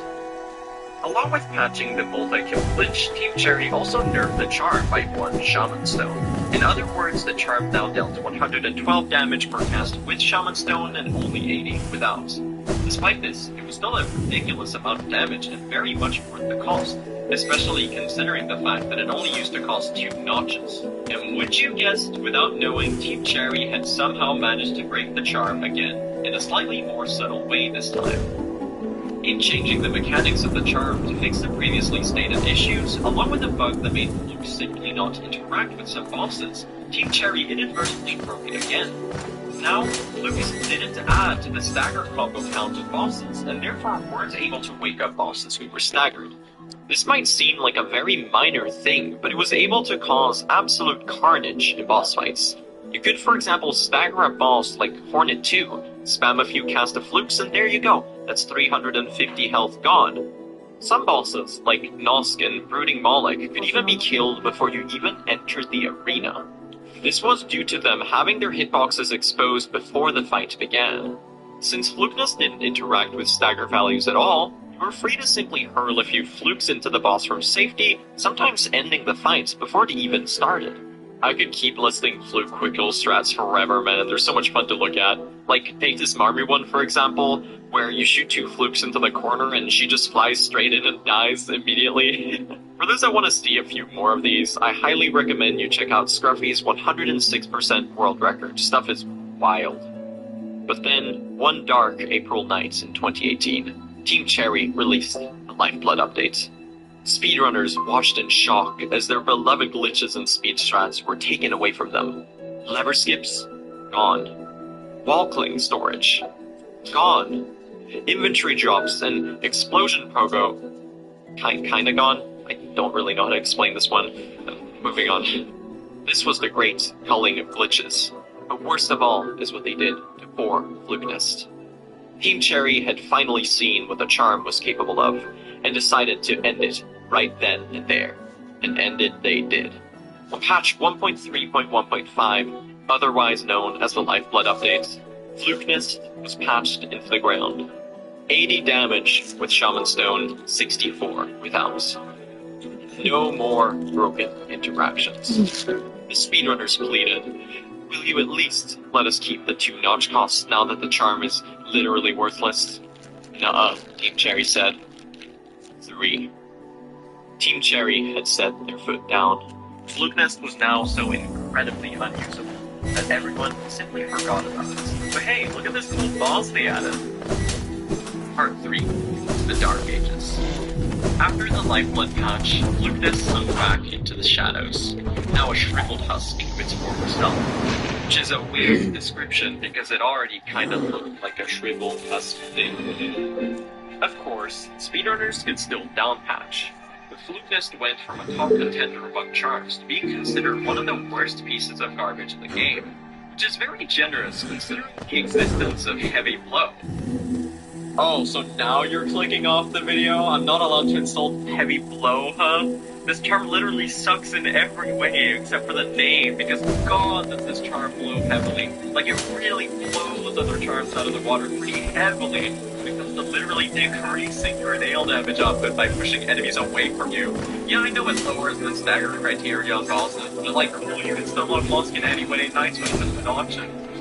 Sorry, I got a little carried away. Moving on. Flukeness remained in the shadows for a long time. All the Lifeblood patches came and went, and so did the Godmaster ones. After the release of patch 1.4.3.2 on August 27th of 2018, Hollow Knight would not receive another update for over 2.5 years. The game was finished now, and runners knew there wouldn't ever be another era of Flukeness glory. Or so they thought. Team Cherry, being Team Cherry, had broken the charm again in time for Godmaster and forgotten to include the changes in the patch notes. You could be making formaldehyde, which is used in taxidermy. Oh dear. Formaldehyde? Oh dear. What? I knew it. Oh dear, oh dear. Are you an elk? You don't know what I am. Refresh your home and save big. The Living Spaces President's Day event. Updated elevated the sofa starting in $2.95. Of course they did. They're Team Cherry. Because they didn't include anything mentioning Flukeness in the patch notes, no one bothered to look. But as the years passed, it was only a matter of time until this groundbreaking discovery was made. Between the years of 2018 and 2021, Flukeness became somewhat of a meme with current patch runners. And since there were no new updates to the game that could mix things up, it was kind of forgotten. No one tried to find out if the charm was still somehow viable because there wasn't really a reason to. It would never be as good as it once was and no changes were being made to it ever again. Now, where did this great hopper that I mentioned earlier fit into the picture? Well, let's talk about the great hopper. It took the speedrunning community almost 3 years to discover Flukeness' newfound efficiency. On the 6th of June 2021, speedrunner Early Knot posted a clip of themselves dealing an unusual amount of damage with the charm while fighting a Great Hopper. Somehow Early Knot had managed to kill the Great Hopper with a single cast of flukes, despite flukes dealing 80 damage and the Hopper having an entire 130 hit points. A mix of confusion speedrunning community. Of course, Team Cherry had managed to break the charm again. It was now just a question of finding out what was happening and how the parties to Lucanus were combat. Upon analysis of the footage and testing of the charm, runners concluded that there was something funky going on with Lucanist's hitboxing. The Great Hopper had initially then somehow fallen back on top of the hitboxes of the cast, which were lingering for an unintended amount of time. This meant that Flukeness projectiles could seemingly damage a single enemy multiple times if the enemy in question was shifting its hitboxes over the flukes, potentially dealing upwards of 300 damage per cast in certain situations. This was an absolutely massive discovery. At first, runners assumed this change had happened as part of the new 1.5 betas Team Cherry had been releasing recently. But soon they found out that this had been a thing ever since the Godhoned DLC originally released 3 years prior.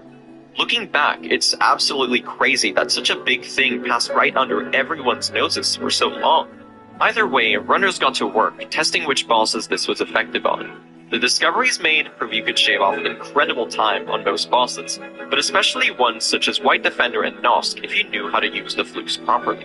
The strategies were gimmicky, but once you learned to understand the hitboxes, you could unleash utter carnage.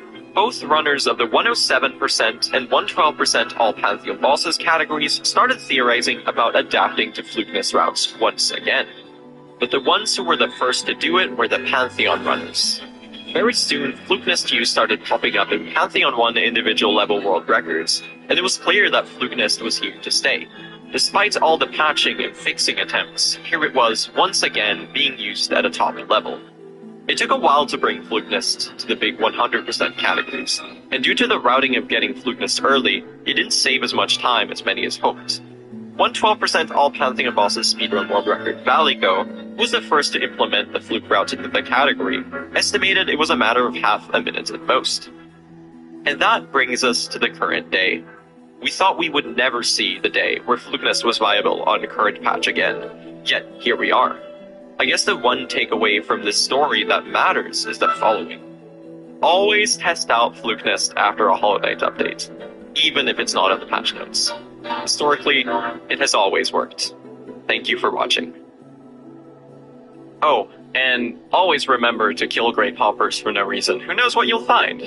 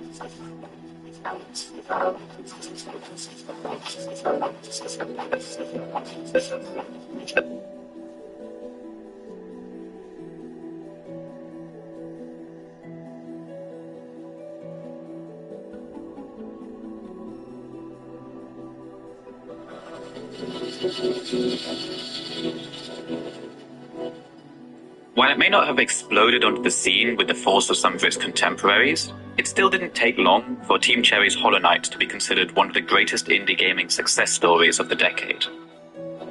Created by a tiny team of developers, it featured a beautiful, interconnected world, a deep well of lore told as much through setting as through dialogue, and tight, responsive combat against dozens of challenging foes. It's good.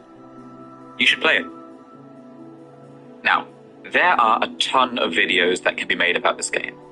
There's the incredible level design, the gorgeous music, the rich story, but those videos have all been made already by people much better at this than me. No, for this video, I want to talk about bosses. or more specifically one boss. These are the Mantis Lords, and I love them.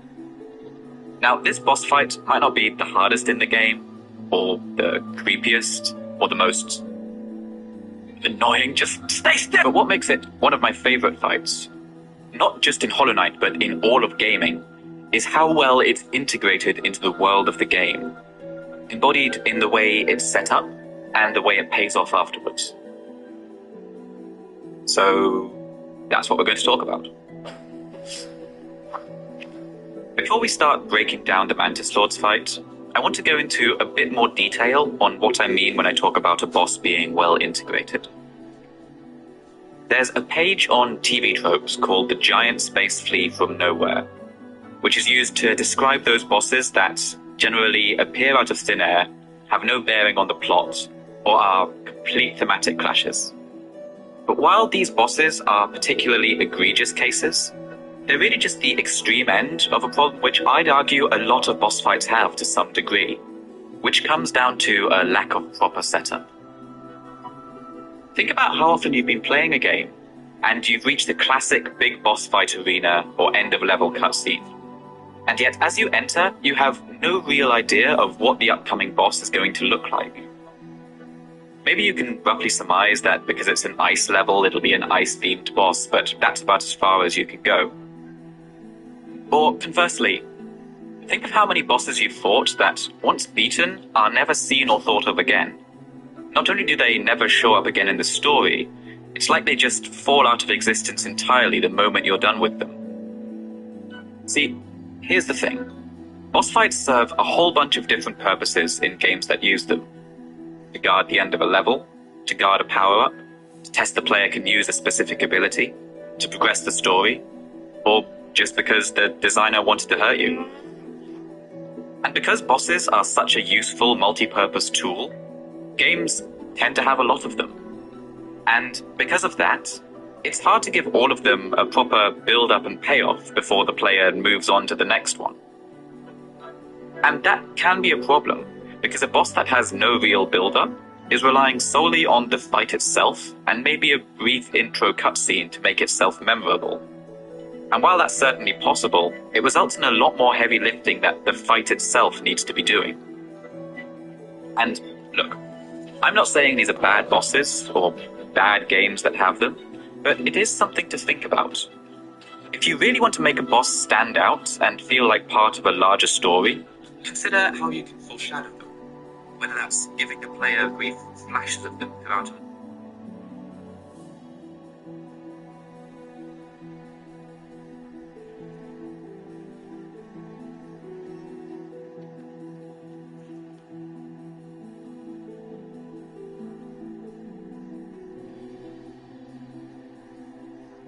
One rapper got humiliated on live, and another rapper almost came to trading shots in his trailer. These are rappers who got checked by rap legends. When it comes to rap legends checking rising stars, few incidents match the intensity of Nicki Minaj's clash with Cardi B.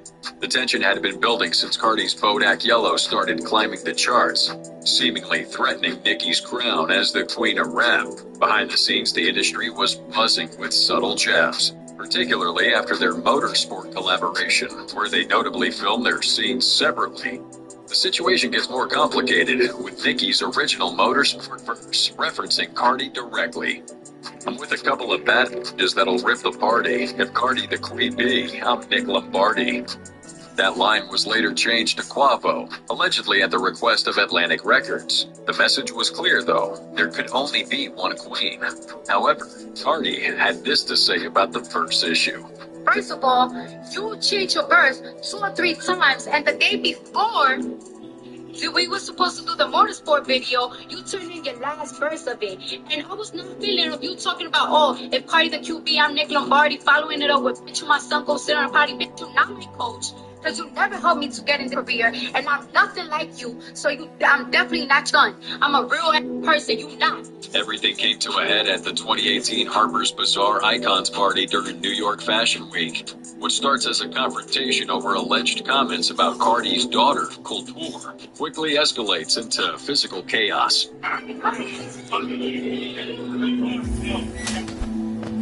The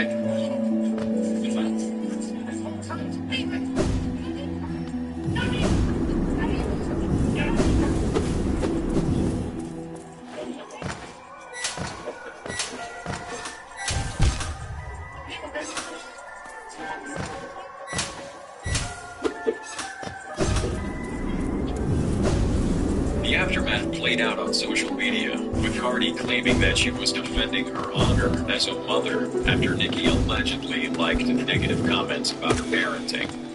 Nicki called the whole incident mortifying and beneath her standards for the game. Now things have sort of cooled down a bit, but when Cardi was asked if there was a chance they'd ever perform together, she had this to say. Is there ever a chance that you and Nicki would make up and perform together?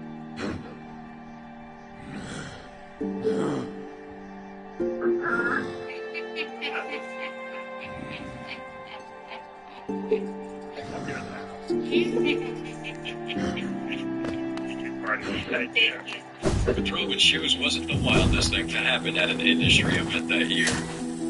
Jay-Z might be known to newer generations as hip-hop's first billionaire, but in 2018, he reminded everyone that he still carries that same Brooklyn energy from his hustling days. A viral video shows Jay-Z putting Offset in check backstage, with Beyonce watching from behind. Now the footage doesn't have audio, but the body language shows enough to see what was going on.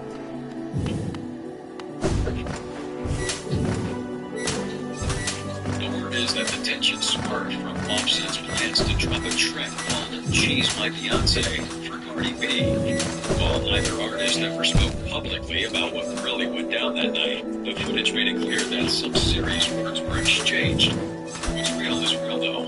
Offset kept it a buck afterward, maintaining his respect for Jay-Z despite getting checked. And now speaking of reality checks, some club chasers learned the hard way about testing for cheese in public. And he said, as always, know when to strike and when to strategy. Alright, you gotta stop buying generic Viagra if y'all over 40. You get 9 pills, 100 milligrams of generic Viagra for just $7 for free shipping.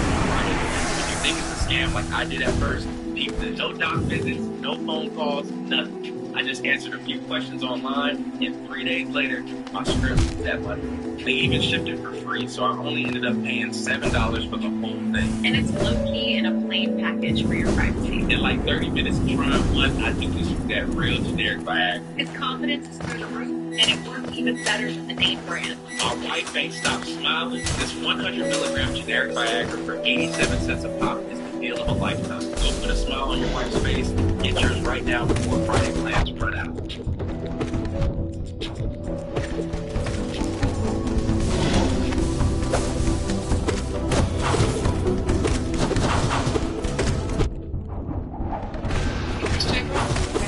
And not feeling the comfort and peace that you need. I invite you to meet missionaries like me from the Church of Jesus Christ of Latter-day Saints. You know, we lift your burdens to the gospel of Jesus Christ, which has a message of love and faith. If you are interested in meeting with missionaries in your area, come.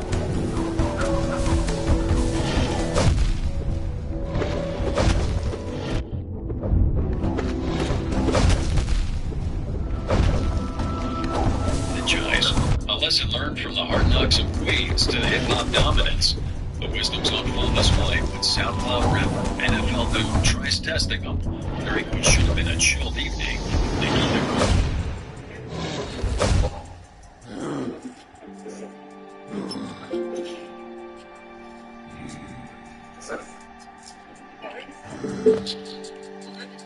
The situation could have ended there, but Doom, hungry for clout, starts pressing 50 to listen to his music right in the middle of the confrontation.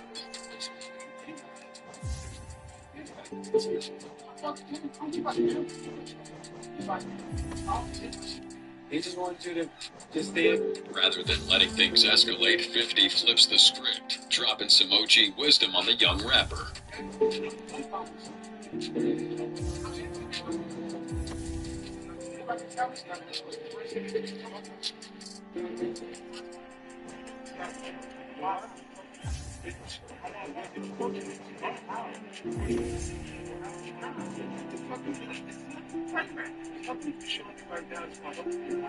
But some people just don't know how to read the room.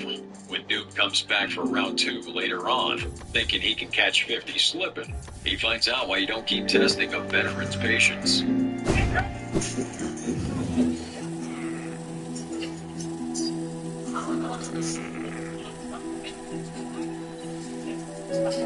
And then there was that time that 50 put Nick Cannon on blast. When asked about Nick's rap career, 50 didn't hold back. He straight up told him to hang it up and quit rapping.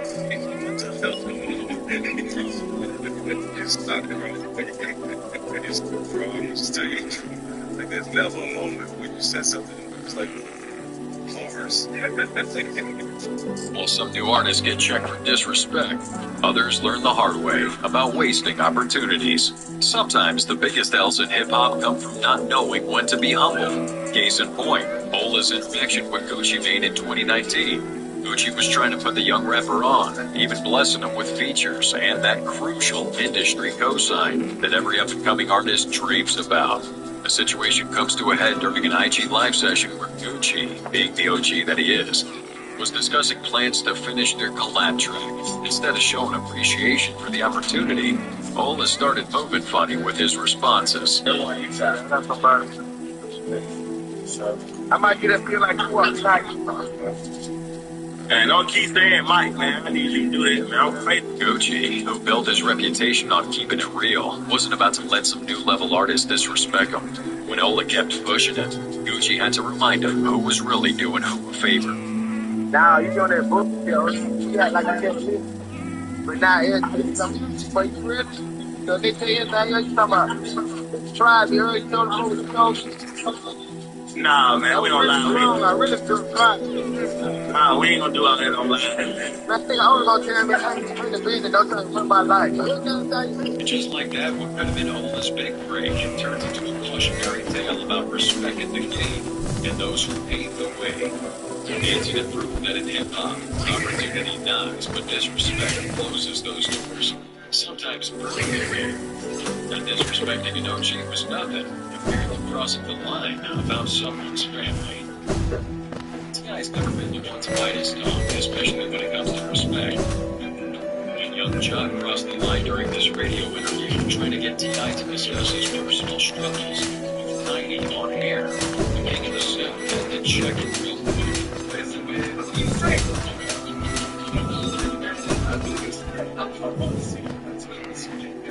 Despite Chuck and the host suppressing details about the potential divorce, T.I. kept it a plug and made it crystal clear that family business stays family business.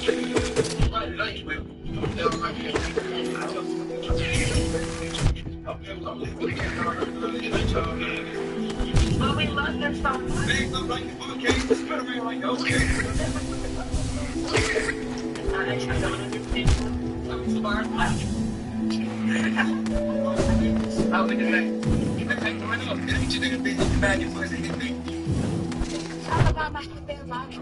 T.I.'s role as the respected enforcer didn't stop there. At this Atlanta nightclub, Bow Wow showed his true self, disrespected his ex Sierra during her performance with some rude comments.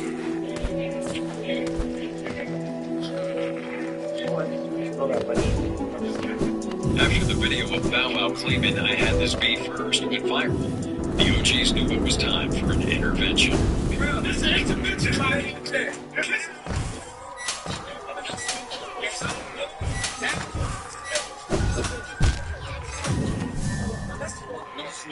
You put me outside, something never came back. This the parade. So much.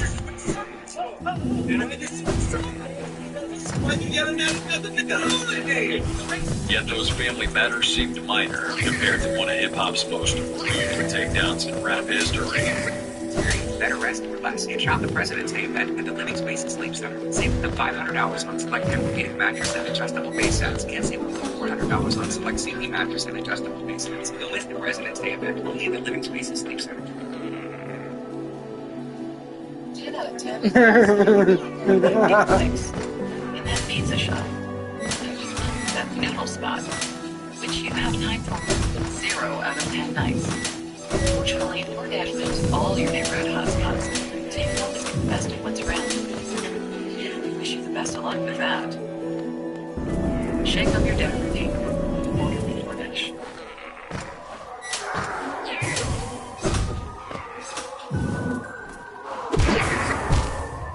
Are you fucking serious?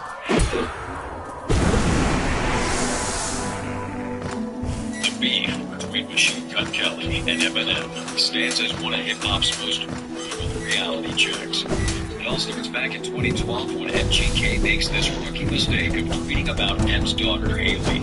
Years later, MGK was still feeling the aftermath, claiming Eminem was blocking him from Shade 45 and hurting his career. I'm my favorite rapper alive, since my favorite rapper banned me from Shade 45. The situation explodes when Eminem drops featuring Not Alike, where he addressed the MGK directly.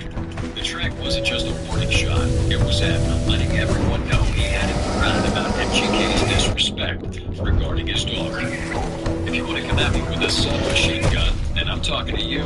But you already know who the f you are, Kelly. I don't use some lips and shirts with no sleep this. But keep commenting on my daughter, Haley. I keep on telling motherfuckers. I respond rarely. But this time, she's about to sound off. I don't think a semi-clock baby gun. You can put a fucking silencer on this little, non-threatening blonde fairy ball taking shots at me. God damn. MGK responded, though, with Rev Devil, taking shots right back at him, saying so you can't stand yourself? No. You're trying to be the old you so bad you stand yourself. Let's leave all the beef until 15th place. And your why are you claiming that I'm like you the one that won it? Facts. Yeah, I'll acknowledge you're the goat, but I'm the gunner. I got you with the scope. Don't have a heart attack now. No. Somebody help your man's up. No. He's weak of old age. The real Slim Shady can't stand up. That wasn't done. He responds with kill shot, delivering what many consider a fatal blow.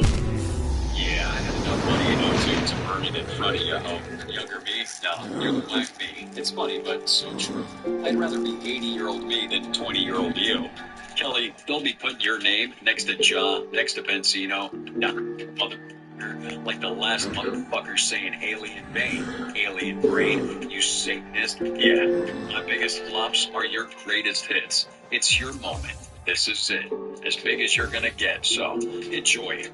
Had to give you a career to destroy it. Man, after Killshot dropped, MGK's energy shifted completely. In later interviews, he tried to play it cool, but the damage was done. Shot with leg shot. Rap Devil. We're talking about facts. You want to talk about fan love?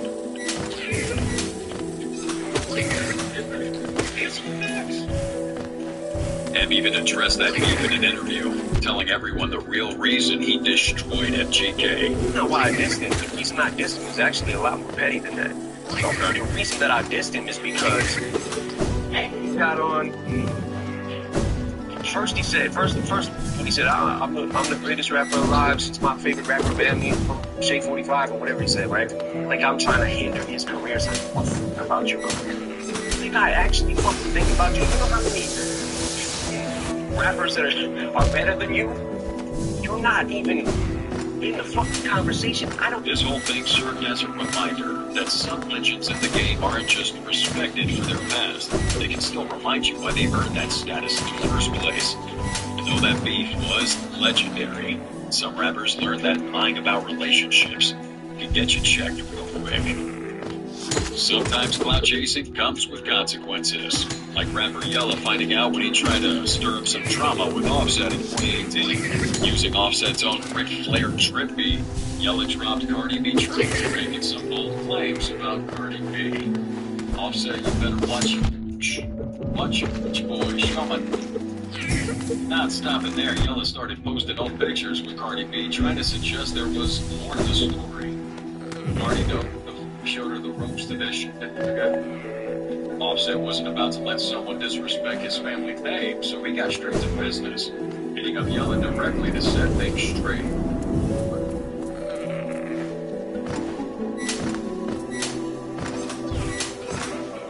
LAPD stepped into the situation too, making sure to clear up any confusion about the illness claims.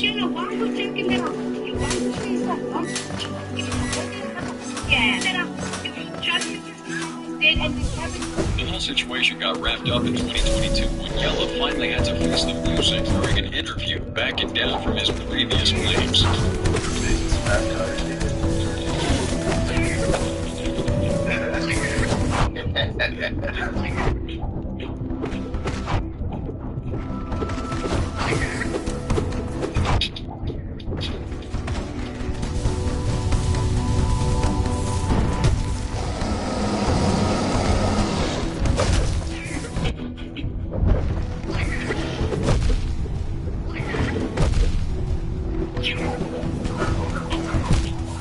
Come on, man.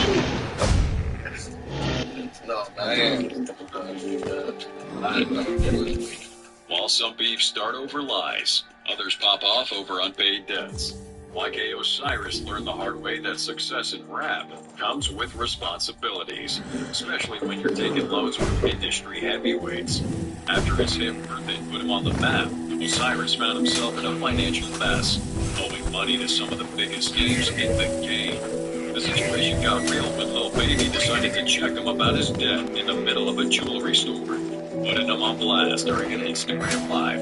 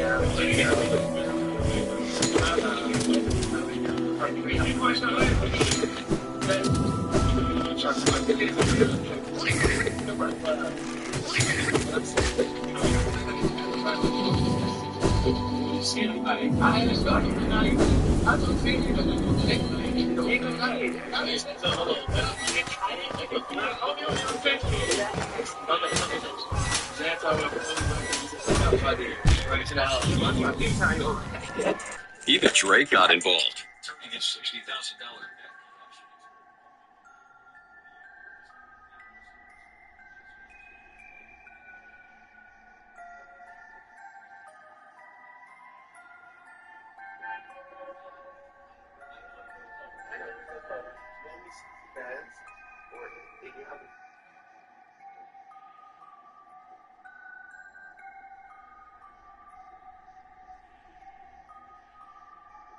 proudly waving around a law degree from Google University, fully convinced he's the smartest person in the room and dead set on representing himself. Unfortunately for him, the judge overseeing this courtroom has zero patience for sovereign citizen theatrics, paperwork wizardry, or YouTube law diplomacy. This one goes off the rails fast, so let's get right into it.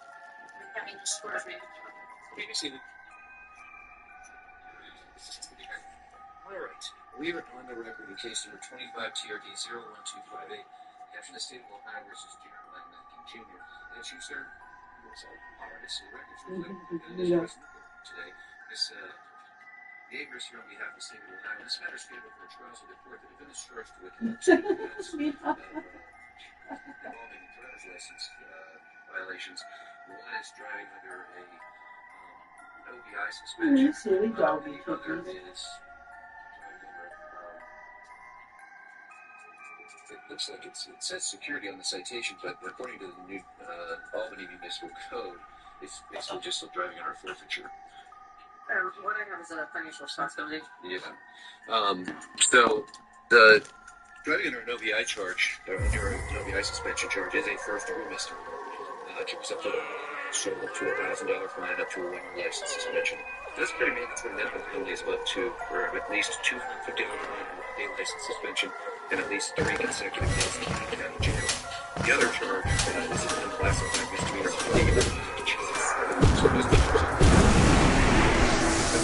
pleads guilty or be convicted of the offenses. They would merge for the purposes of sentencing. There's only one conviction. Miss Yeagers, the Sabre Name proceeding trial today. Or does he actually want this set for a jury trial? And Mr. Mackey, what do you have to say about that?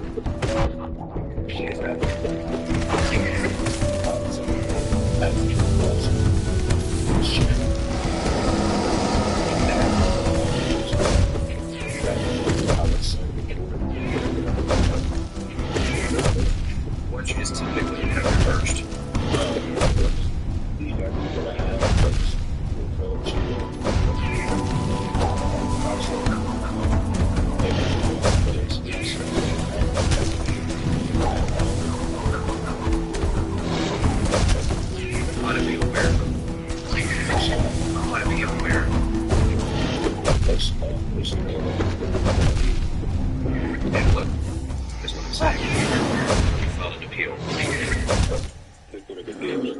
Okay, which district? Okay, now that covers Franklin County, and we're in the 5th District Court of Appeals. I'm sorry, it's the 5th district. You're actually right. 5th district. I'm assuming that your appellate paperwork is similar to what you've been submitting to the court. That's what it looks like. That one. Just in general, all of your filings with this court are on this. It's kind of a unique. Files. The documents are unique in that they're gray and they're typed in all caps.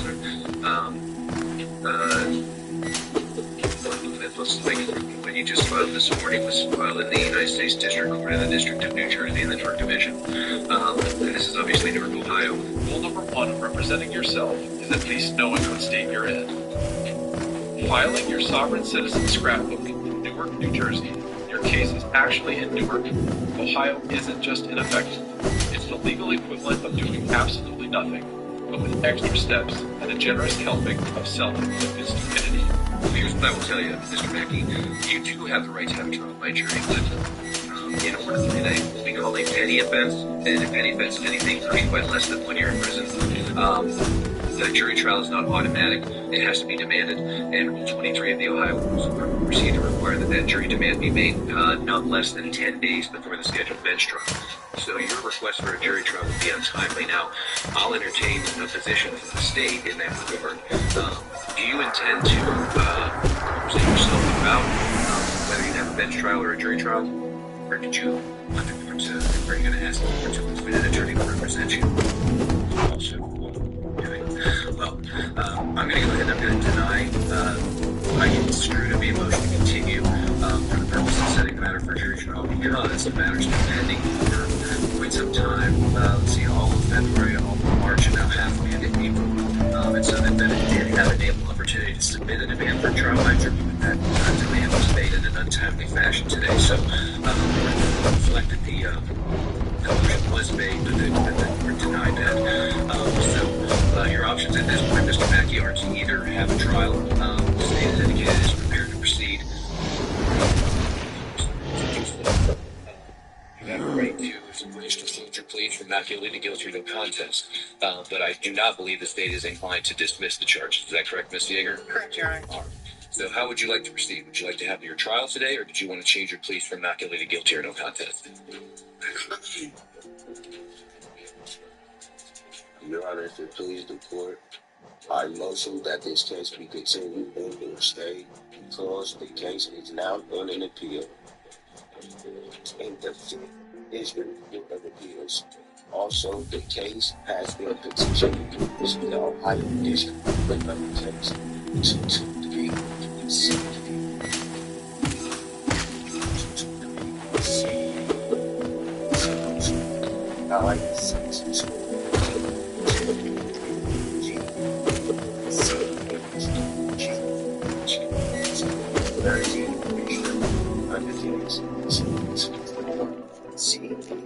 C0394 MPFJC. The court's jurisdiction is divested until those courts determine otherwise. Well, actually, none of that is true.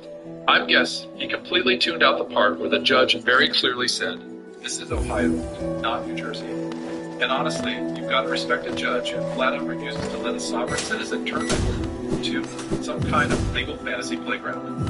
There's no hesitation, no tiptoeing around it, just a firm shutdown of someone who has absolutely no idea what they're talking about, and somehow thinks competence can substitute for competence. Basically, number one, your paperwork from that purports to be from the federal district court doesn't look like pleadings from the federal district court. Those are plain white paper with the case number at the top of the page, and that's not how you should captioned. Furthermore, as far as jurisdiction is concerned, this court does have jurisdiction because this is an alleged violation of the traffic laws. The city of New Albany is alleged to have occurred within Lee County. This court has jurisdiction over traffic offenses that are alleged to have occurred in Lee County. By being here today, by hearing police, you've waived any objection to personal jurisdiction. All right. This time, I will hear this time. And as I've already explained to you, you did not make your demand in a timely fashion, so the motion to continue and to request for a trial by jury is going to be denied. It doesn't sound to me like you don't want to. I know you don't want to change your police record. Or ask the first witness. Officer, please.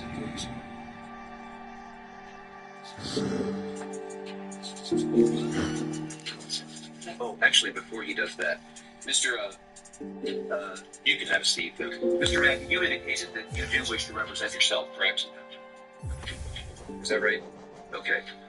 So you have the right to be represented by an attorney by hiring one of your choosing. You're also eligible to ask the court to appoint an attorney to represent you at no cost. If you qualify based upon your income, your expenses, your household size, the court would appoint an attorney to represent you. However, if it's your intention to represent yourself, it is necessary to execute a written waiver of right to counsel, 1258. So I'm gonna have the bailiff hand to you form entitled attorney waiver. I'm just gonna read it in the right now. It says, caption attorney waiver. It says, in open court on the record, I hereby waive my right to an attorney in this case. I've been fully advised of my right to be represented by an attorney, including my right to have an attorney appointed by the court at no cost if I qualify. I agree to proceed without an attorney at this time. I've been advised of the charges against me and the maximum possible penalty for the sentence that they carry. I've also been advised if there are any mandatory benefits which might apply. And it says that witness where I appear on to subscribe by signature this 11th day of April 2025. So if it is your intention to represent yourself and waive your right to account to an attorney, go ahead and sign by the X there. But do please read that. You're going to make sure that you understand what it is. Yes, I'm sorry, I didn't hear what you said. Sign this letter at the I'm not refusing to sign. Just jurisdiction has been diagnosed. Claiming the court has lost jurisdiction, never had it to begin with, isn't some magic spell that turns real if you repeat it often. The judge already ruled on that half-baked motion and shut it down without breaking a sweat. Now, we've got an officer about to take the stand, and I'm skipping the technical fluff. You're only getting the parts that actually matter.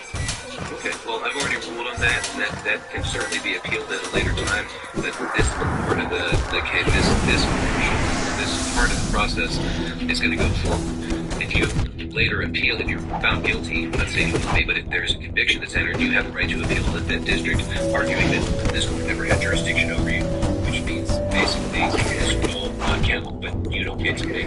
I've already made the determination that the court does have jurisdiction over you. If you don't want to sign that, obviously I can't make you do that, but I want to waive your counsel. And what that means is you've said out loud that you wish to waive your right to counsel, that you want to represent yourself. I'm going to accept that as a valid waiver of counsel, even if you don't wish to sign that. So, Ms. Kyle, if you bring this back to me, and for what it's worth, Mr. Mackey, this was filed with the court, and I do have copies that I did look at it, okay? All right. Please swear to this. You solemnly swear to affirm that testimony about the games and trade court nothing of the affirm. Is that a C, sir? Spell your last name. Officer Michael Peters, C-O-H-R-S. Address to your precinct. 50 Village Hall Road, Dalton, Ohio, 304. Thank you. You may fire. How long have you been with the New Albany Police Department? Still employed on January 29th of 2025? Yes. And were you working that day? Yes. What shift or hours were you working? Second shift, that's 2 p.m. to 10 p.m. And were you wearing a uniform of the day like you are in court? Yes. And were you driving a marked cruiser with a working visible light bar? Yes. And what were your duties that day? I was working standard patrol. I would believe I was on zone 3, which is the Lincoln County side. For like traffic enforcement? And what did had you on your bond for traffic enforcement? At the Police Academy over 2 weeks to include all traffic laws and proper traffic stops and procedures. And as of January 29th, 2025, were you up to date on all continuing education, training, and certification requirements? Yes. Prior to about 4:50 p.m., whereabouts were you on patrol at that time? I was on Beach Road, heading southbound just north of State Road 160. The city of New Albany in Lincoln County, Ohio? Yes.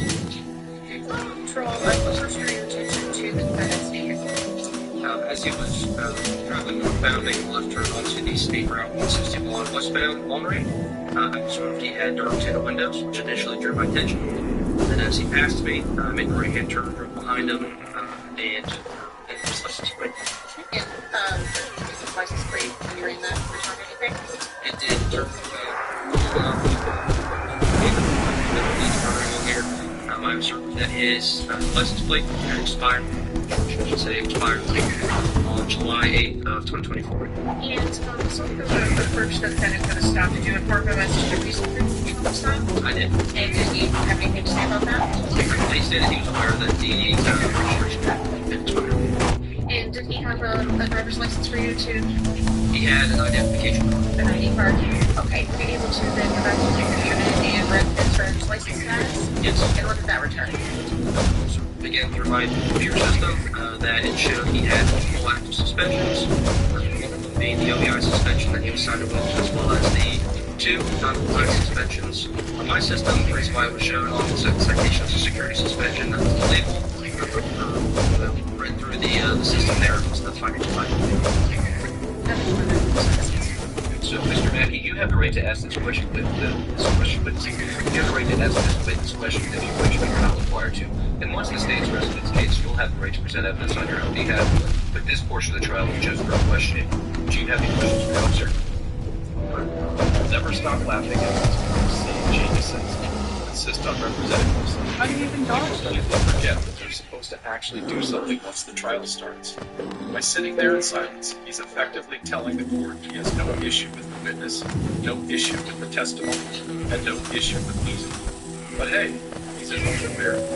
Why to question a legal strategy that's this impressively self-destructive? Officer, of course, you may step down.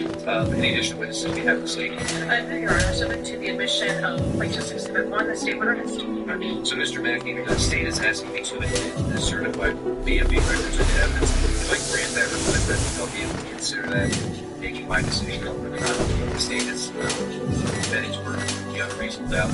You have the right to object whether or not that comes in. Do you have any objection to the court to make that exhibit?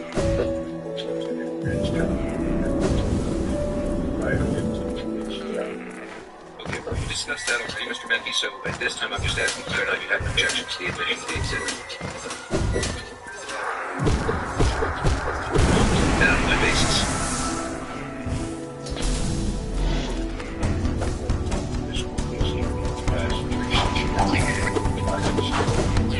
That's not responsive to the court's question. I'm going to go ahead and I'm going to reflect that the defendant is objecting to the admission of State's Exhibit 1, but I will admit that over the defendant's objection.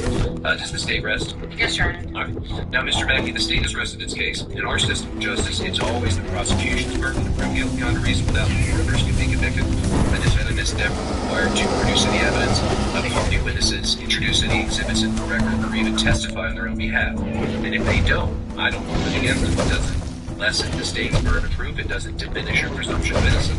But you do have the right to present evidence by calling other witnesses, introducing exhibits in the record, and testifying on your own behalf.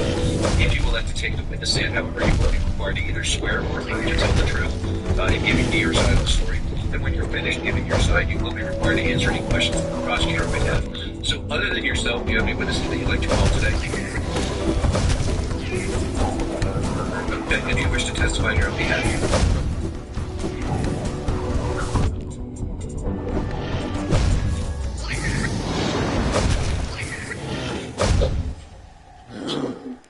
Your Honor, I object from this bench trial.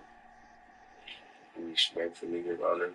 Okay, and I've entertained that objection on more than one occasion now, and I've already overruled it, so it's not necessary to do that.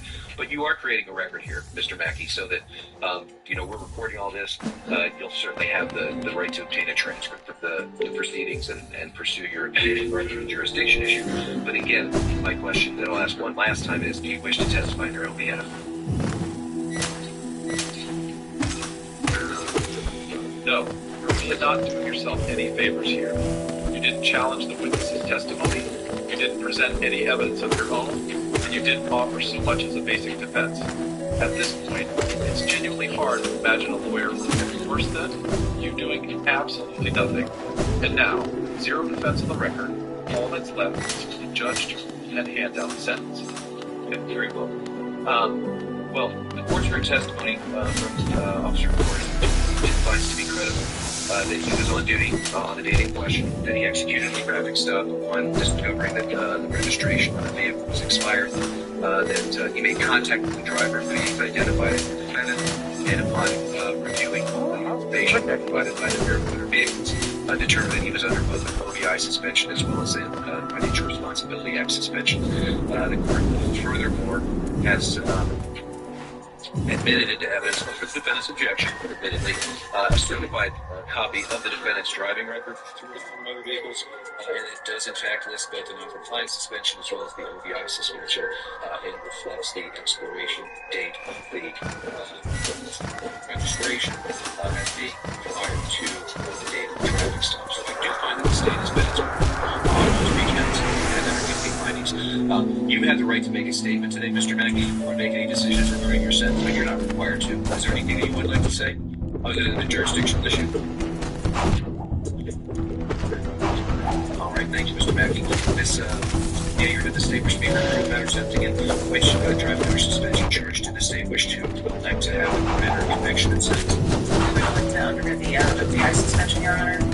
Management just have minimal history, so we're just recommending for amendments on it. It's kind of customary for me to ask questions to defendants about their personal circumstances that you don't want to answer. That's fine. Do you work? Do you have a job? What kind of work do you do?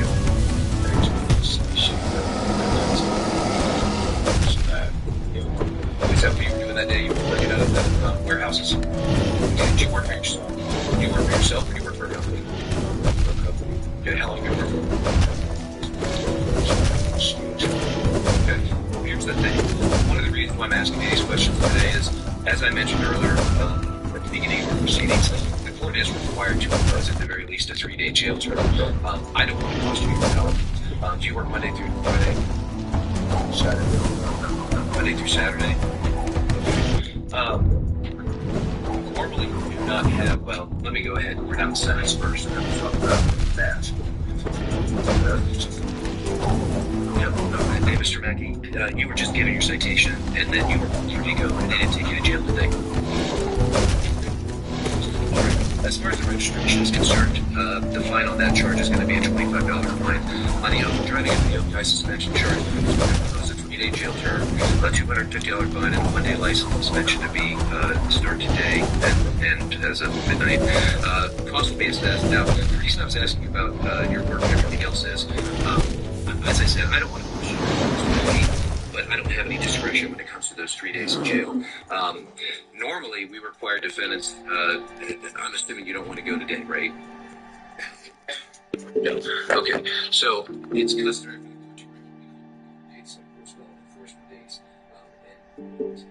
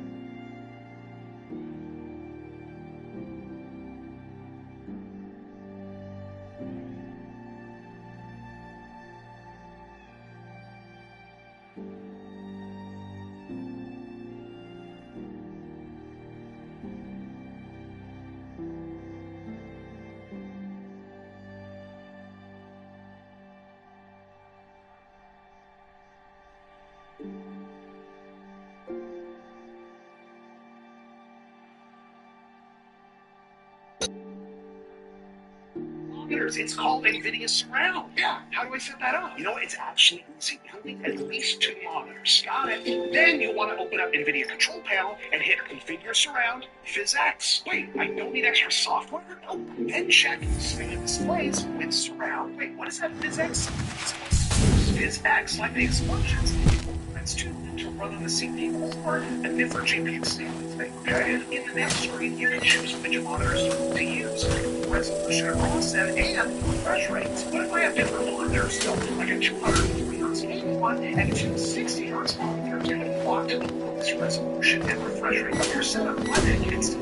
Yeah, that makes sense. So this works best with identical displays, but can still work without them. Exactly. Once you get your settings in, just hit it, surround it. Subscribe for the interactions. Whenever it's a 2 mil. Hey man, how can you do the $20 thing with Sims? How got it? What was it? No, like racing Sims. Like Sims. And who knows what if that if it decides. The devil's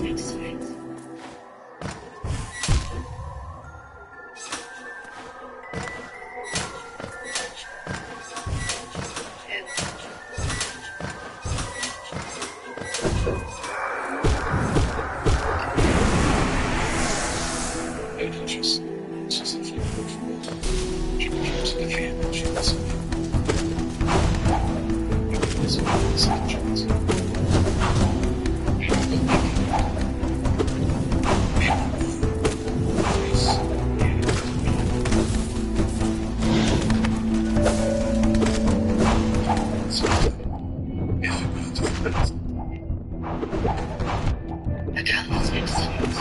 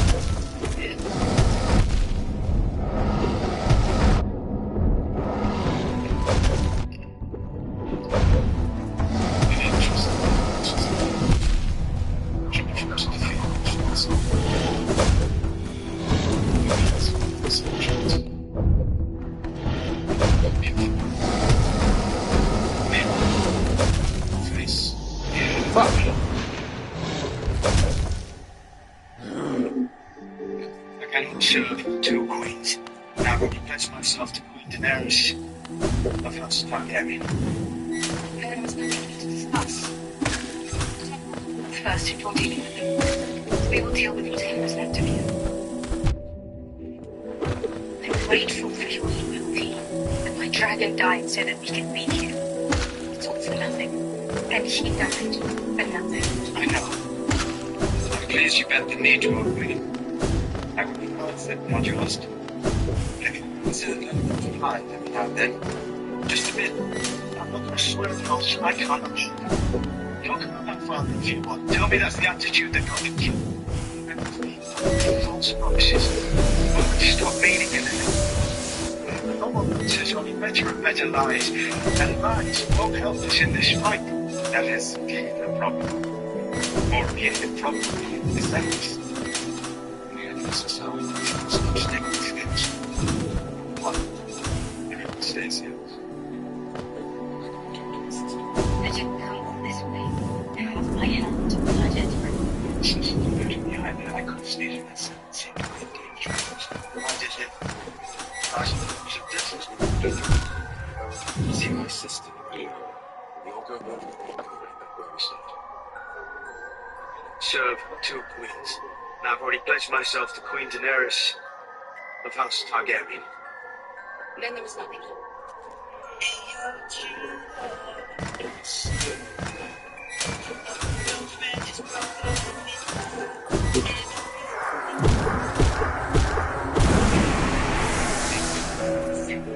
They know we kill now. Gotta get rid of everything. Take a razor and it's got me.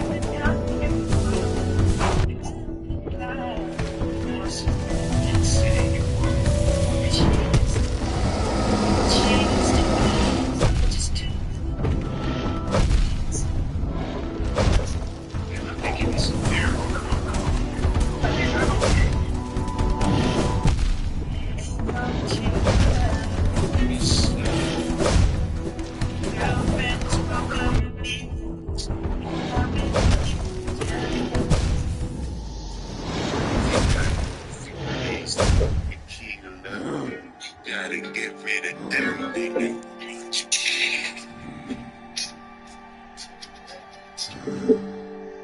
Alright guys, when buying and selling, and whenever we're having extreme temperatures like this, it's extremely important to make sure that on a vacant property, everything's either winterized, the property is properly maintained. So make sure that you get this in this particular case, this is a vacant home, and as you can see, the water was not shut off. We had burst at some point, and and who knows how long it's been going on for, but the first floor is completely filled with ice. Looking at here.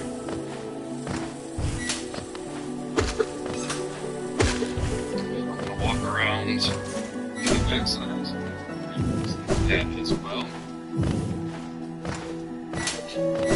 Here we are at the backside.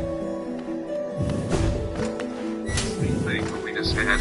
Almost went along with this whole premise.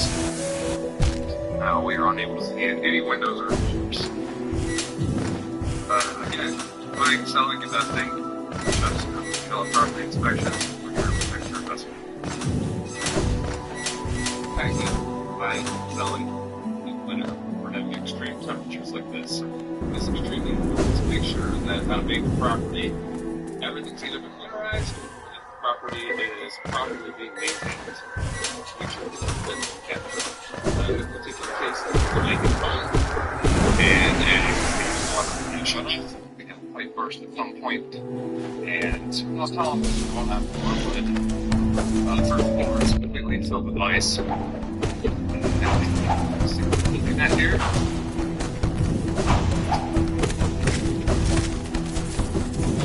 Walk around the backside. You can see that as well.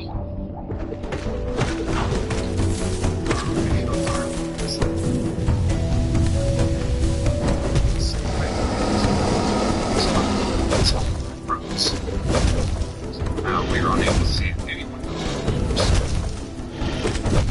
Again, running this out, brings us to develop property inspections for your investment. Buying, selling in winter, we're having extreme temperatures like this. It's extremely important to make sure that on a big property, everything's either winterized or that the property is properly being maintained. Make sure it's not together. In this particular case, this is what can I get you? The death sandwich. Rich. White man rich, you see what well. He didn't know his own company, he thought it did. He just an accident. White man owns it. Nobody owns me, though. Rich. He wasn't white man rich, you see what well. He didn't know his own company, he thought it did, but he just an accident. White man owns it. Nobody owns me, though. Rich. He wasn't white man rich, you see what well. He didn't know his own company. Keep trying to pass laws about people not being able to have their dogs in public because those ones will they like freaking animals. Trying to produce specific dogs doesn't even take me a second to calculate. If you're not going to assimilate to American culture and you're like hard with our pets, you can get the fuck out of the old day. I'm going to get with the dogs. Those ones keep trying to pass laws about people not being able to have their dogs in public because those ones won't like dogs. The best thing about PC Gaming is the dedicated fans keeping old games alive, and now they've got Unreal Tournament 2004 patched up and ready to go in 2026. After Epic allowed UT 2004 to be hosted for free on the Internet Archive, thanks Epic, the community are not to work. They've created an installer which you can pick up at oldunreal.com, which will gently down from the archive and install it. Even better, then install the latest public old Unreal patch, forcing the game up for modern OSs and even making it Linux and Mac OS. This is the first public patch for 2004 over 20 years as the patch's project manager. So what are you waiting for? Get in there and get capturing finals. Check out the full score at PCGame.com and follow us here for more gaming news. The best thing about PC Gaming is the dedicated fans keeping old games. That time South Park told us the cure for attention deficit disorder.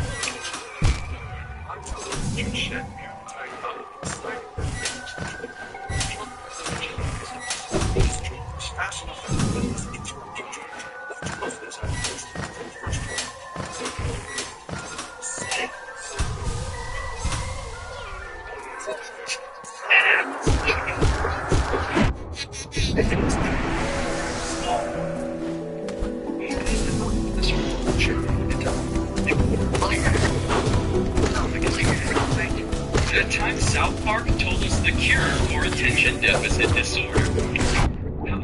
I come from shit.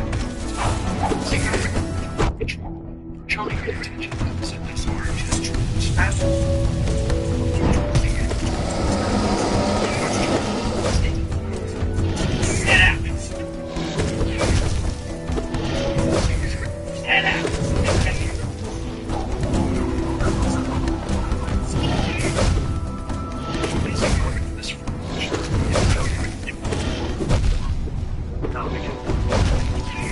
South Park told us the cure for attention deficit disorder.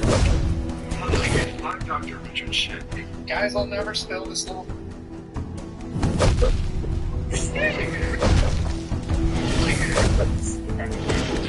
Bro, that's so crazy how you can just blast in your shit in the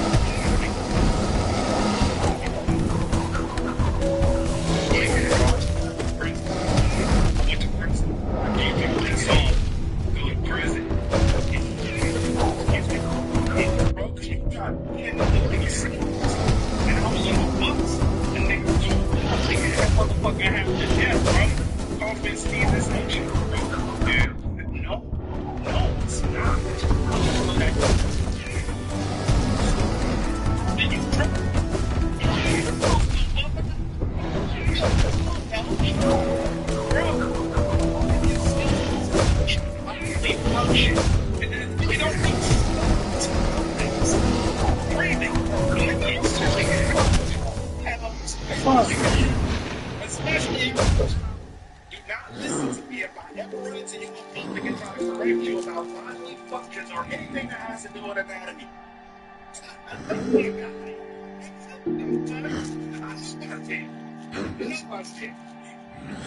But hey, bro, I'm not taking too much more of your time, man. I just want to thank you. Like, thanks to you and your music, man. You is a mind disrespect.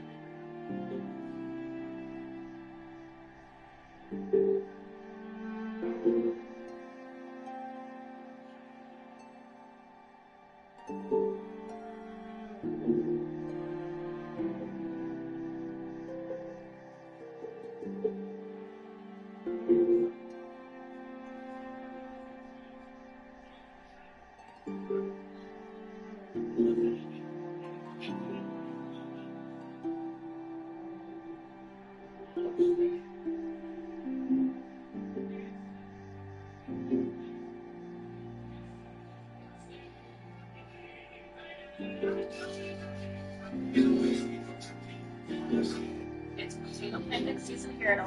They know a great deal about your family because of me. Little Paula is only 7, but she admires you very much. Hope I can prove worthy. Okay, let's see. Swear to God, I think.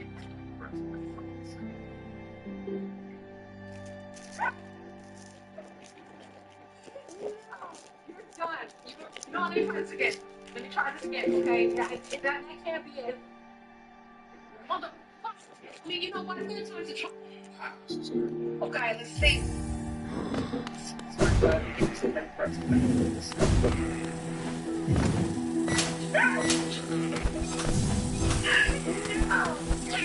You know, let me try this again. Let me try this again, okay? Motherfucker. I mean, you know what? I'm gonna try to try, right? And that's what these guys kind of perfect answer, you know? Okay, let's see. Swear to God, I think it's like first.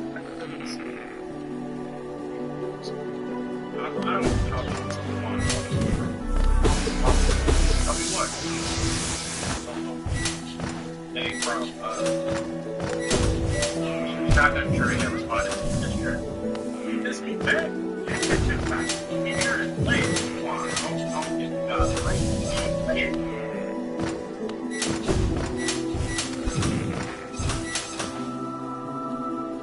Yo, somebody fond of the game up. Trying to be most out of the trade, but like, don't need to broke about the dad. I am my dad. I am my dad. I am my dad.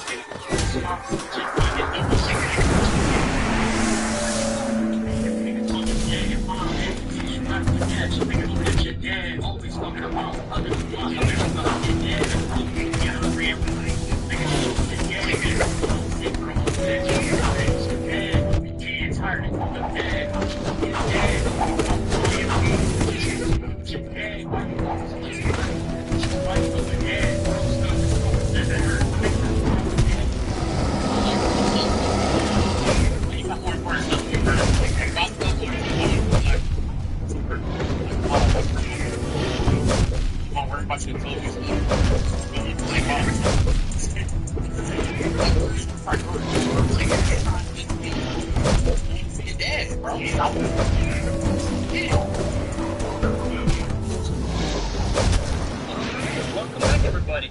Okay, guys, so this episode is going to be a little different. I started watching a podcast, right? And it was a young man named Nathan Reynolds. A podcast called The Confessionals. And I was 4 minutes in. First of all, I got this video sent to me from a friend, right? And this friend does a lot of different studies and a lot of different watchings on Nephilim. So, on this podcast, the guest was somebody whose family is said to be descendants of the Nephilim. Okay? So when I first got it, I was like, oh, I watched it. 4 minutes in, he said that they were Luciferians. But then he named Lucifer's real name, which is Hallel. His Hebrew name is Hallel. Lucifer is what we call him in English.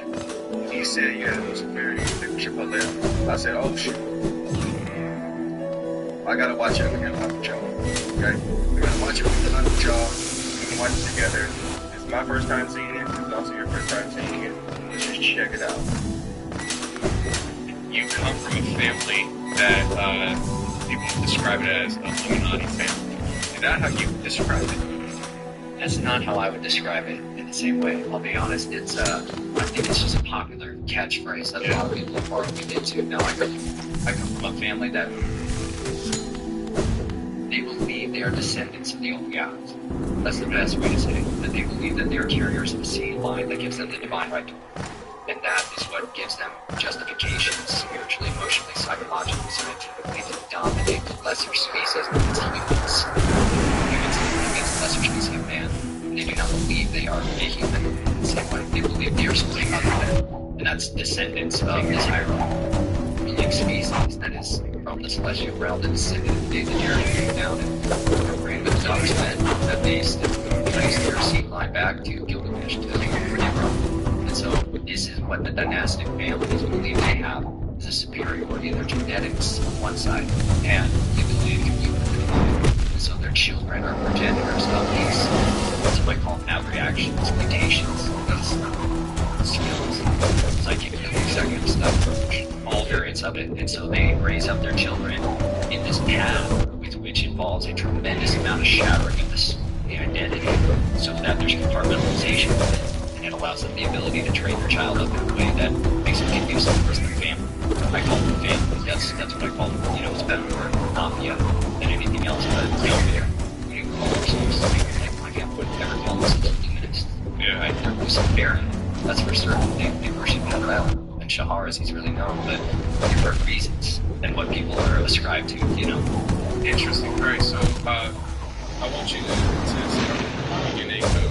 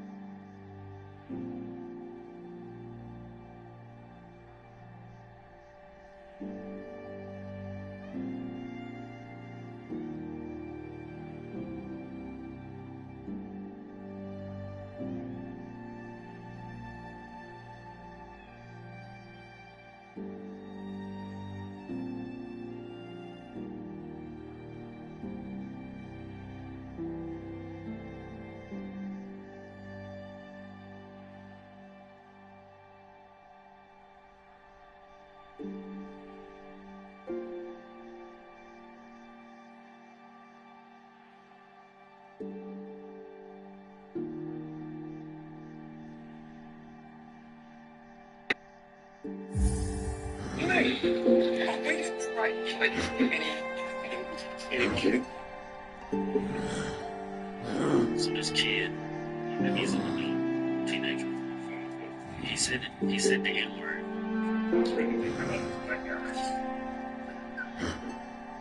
But then they give his face, he doesn't back down. Now check this out with a white man.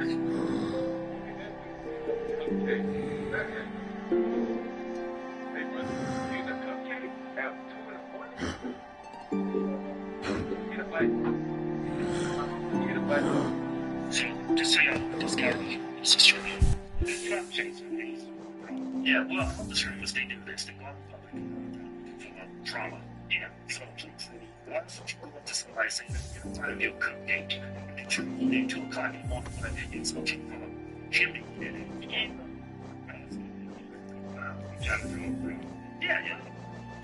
Yeah, why would you do that? Yeah, look at the Beatles.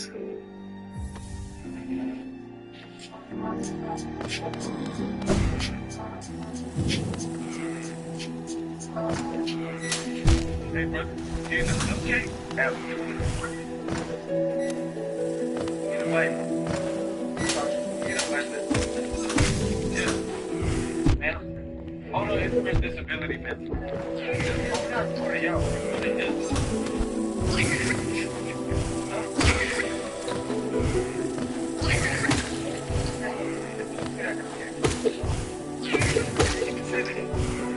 He said no.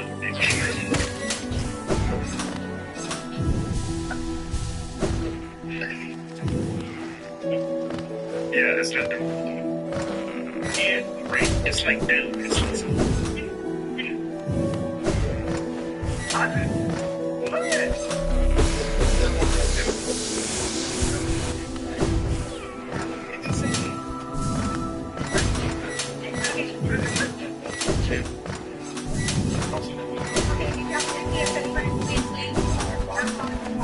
I think a lot of my people, well, I'm just speculating. I don't think a lot of people, black people, like a black person. Yeah. Why would you get so pissed off when somebody calls you the N-word? It's not wrong. Yeah. For each other. Yeah. It's like, I don't know. They might feel like, yeah, you feel it.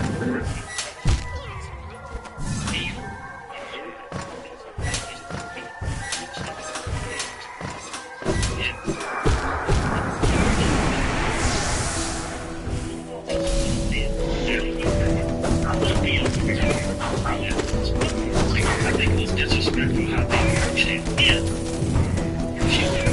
You got to take it to a private water. Okay. Explain it to him. Yeah.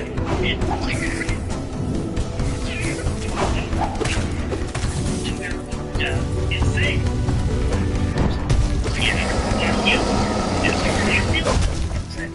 I don't think.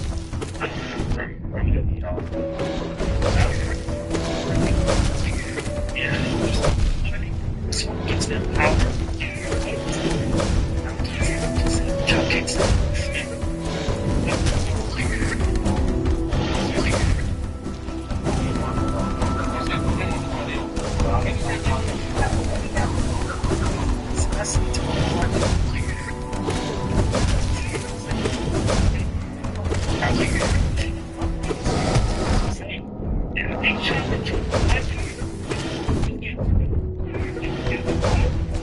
Yeah, back down. Get back down, man.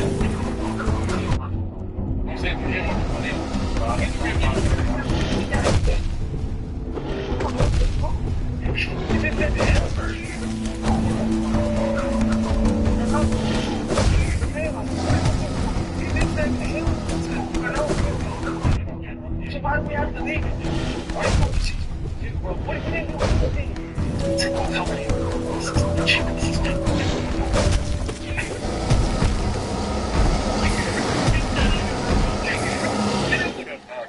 Grandpa, we gotta get you out of here right now.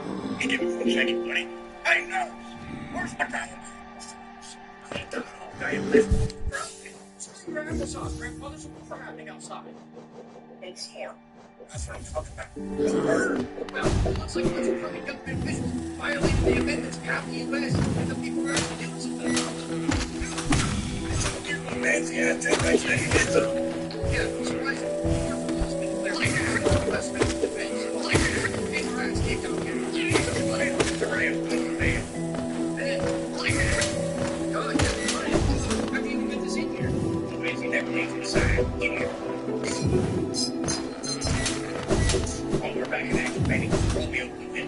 Yes, sir.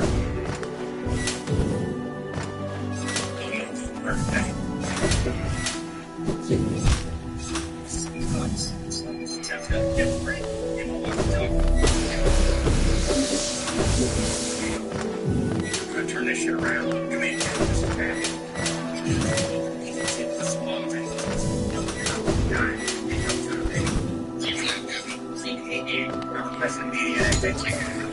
I got enemy inventory.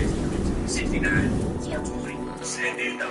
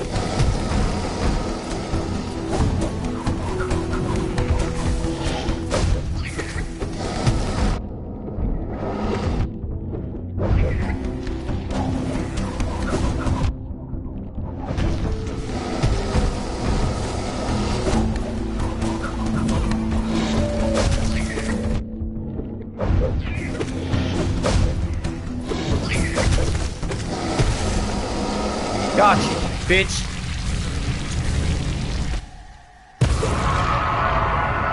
Finally.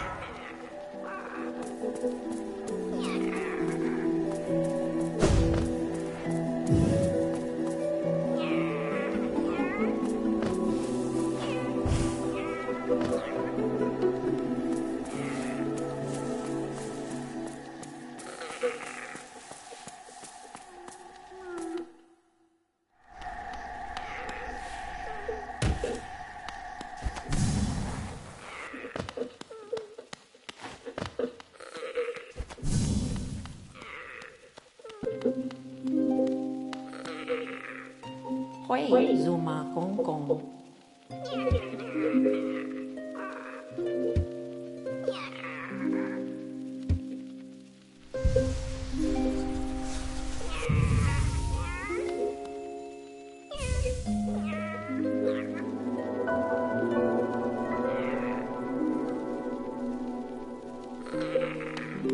Merma.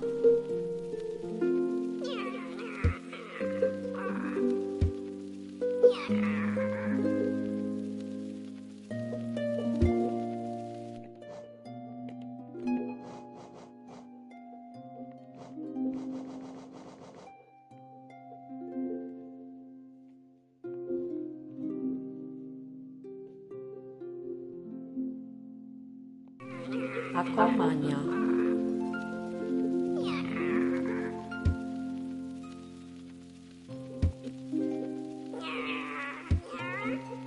Akomanya.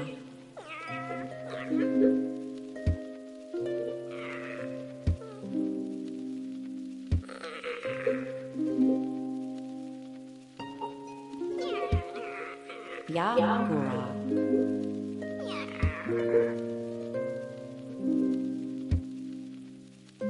Llaneros.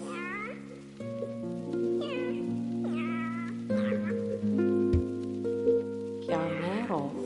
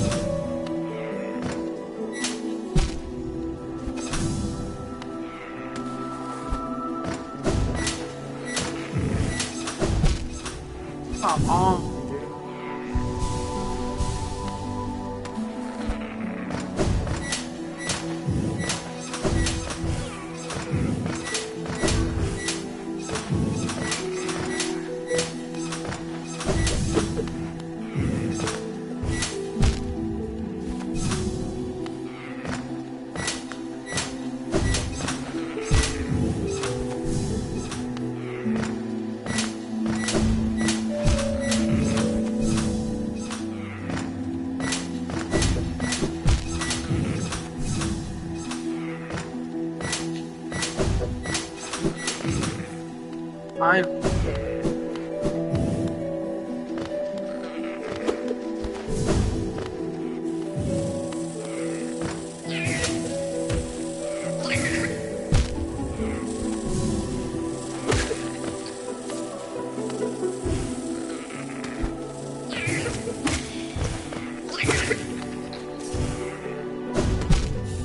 No! I'll put one right here, so.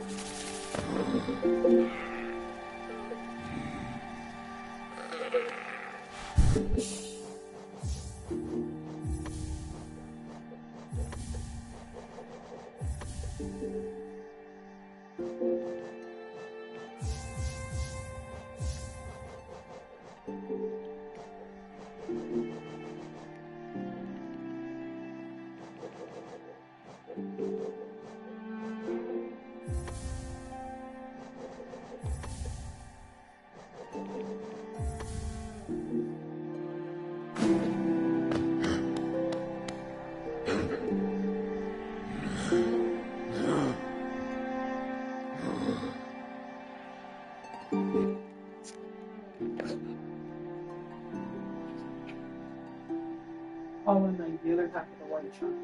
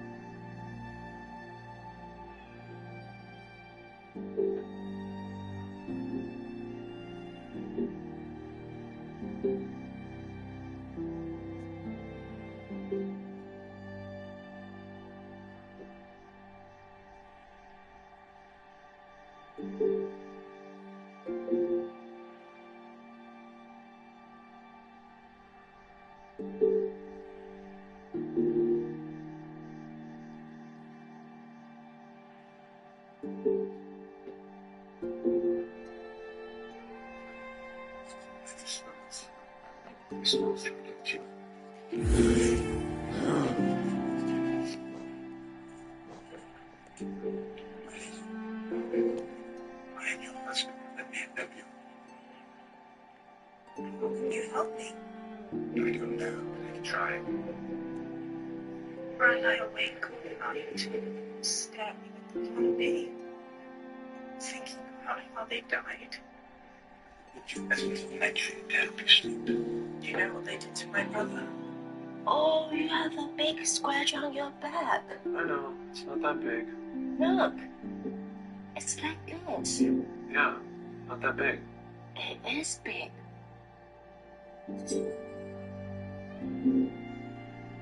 Yeah, it is big. Oh, you have a big scratch on. Give it to me, Frodo. Give you the ring.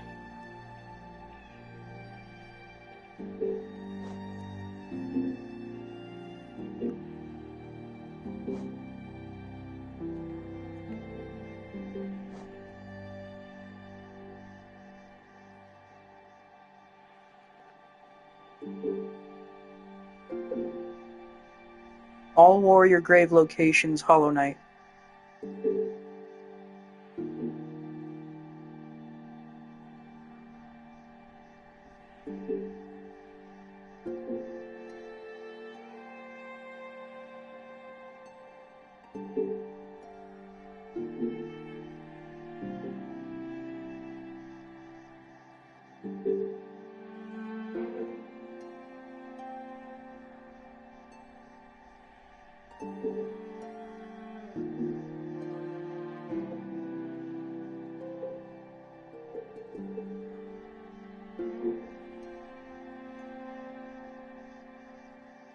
House grounds.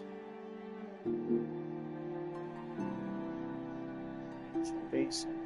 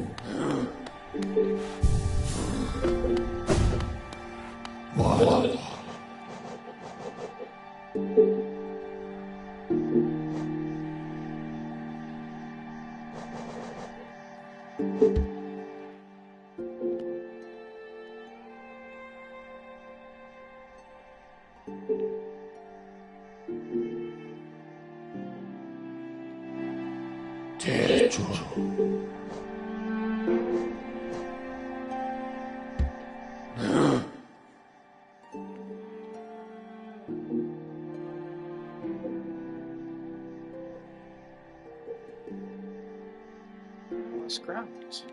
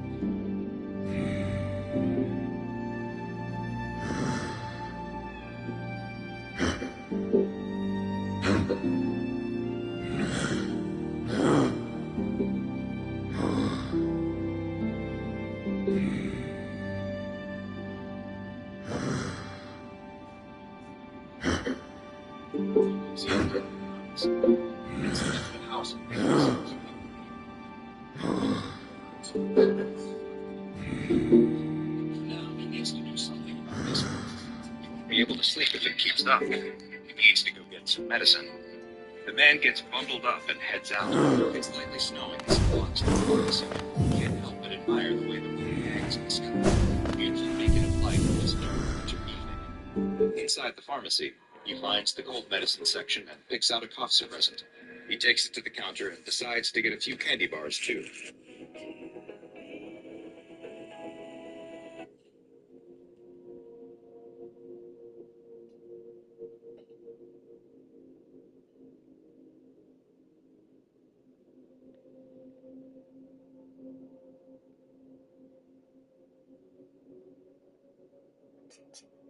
What's up, boo?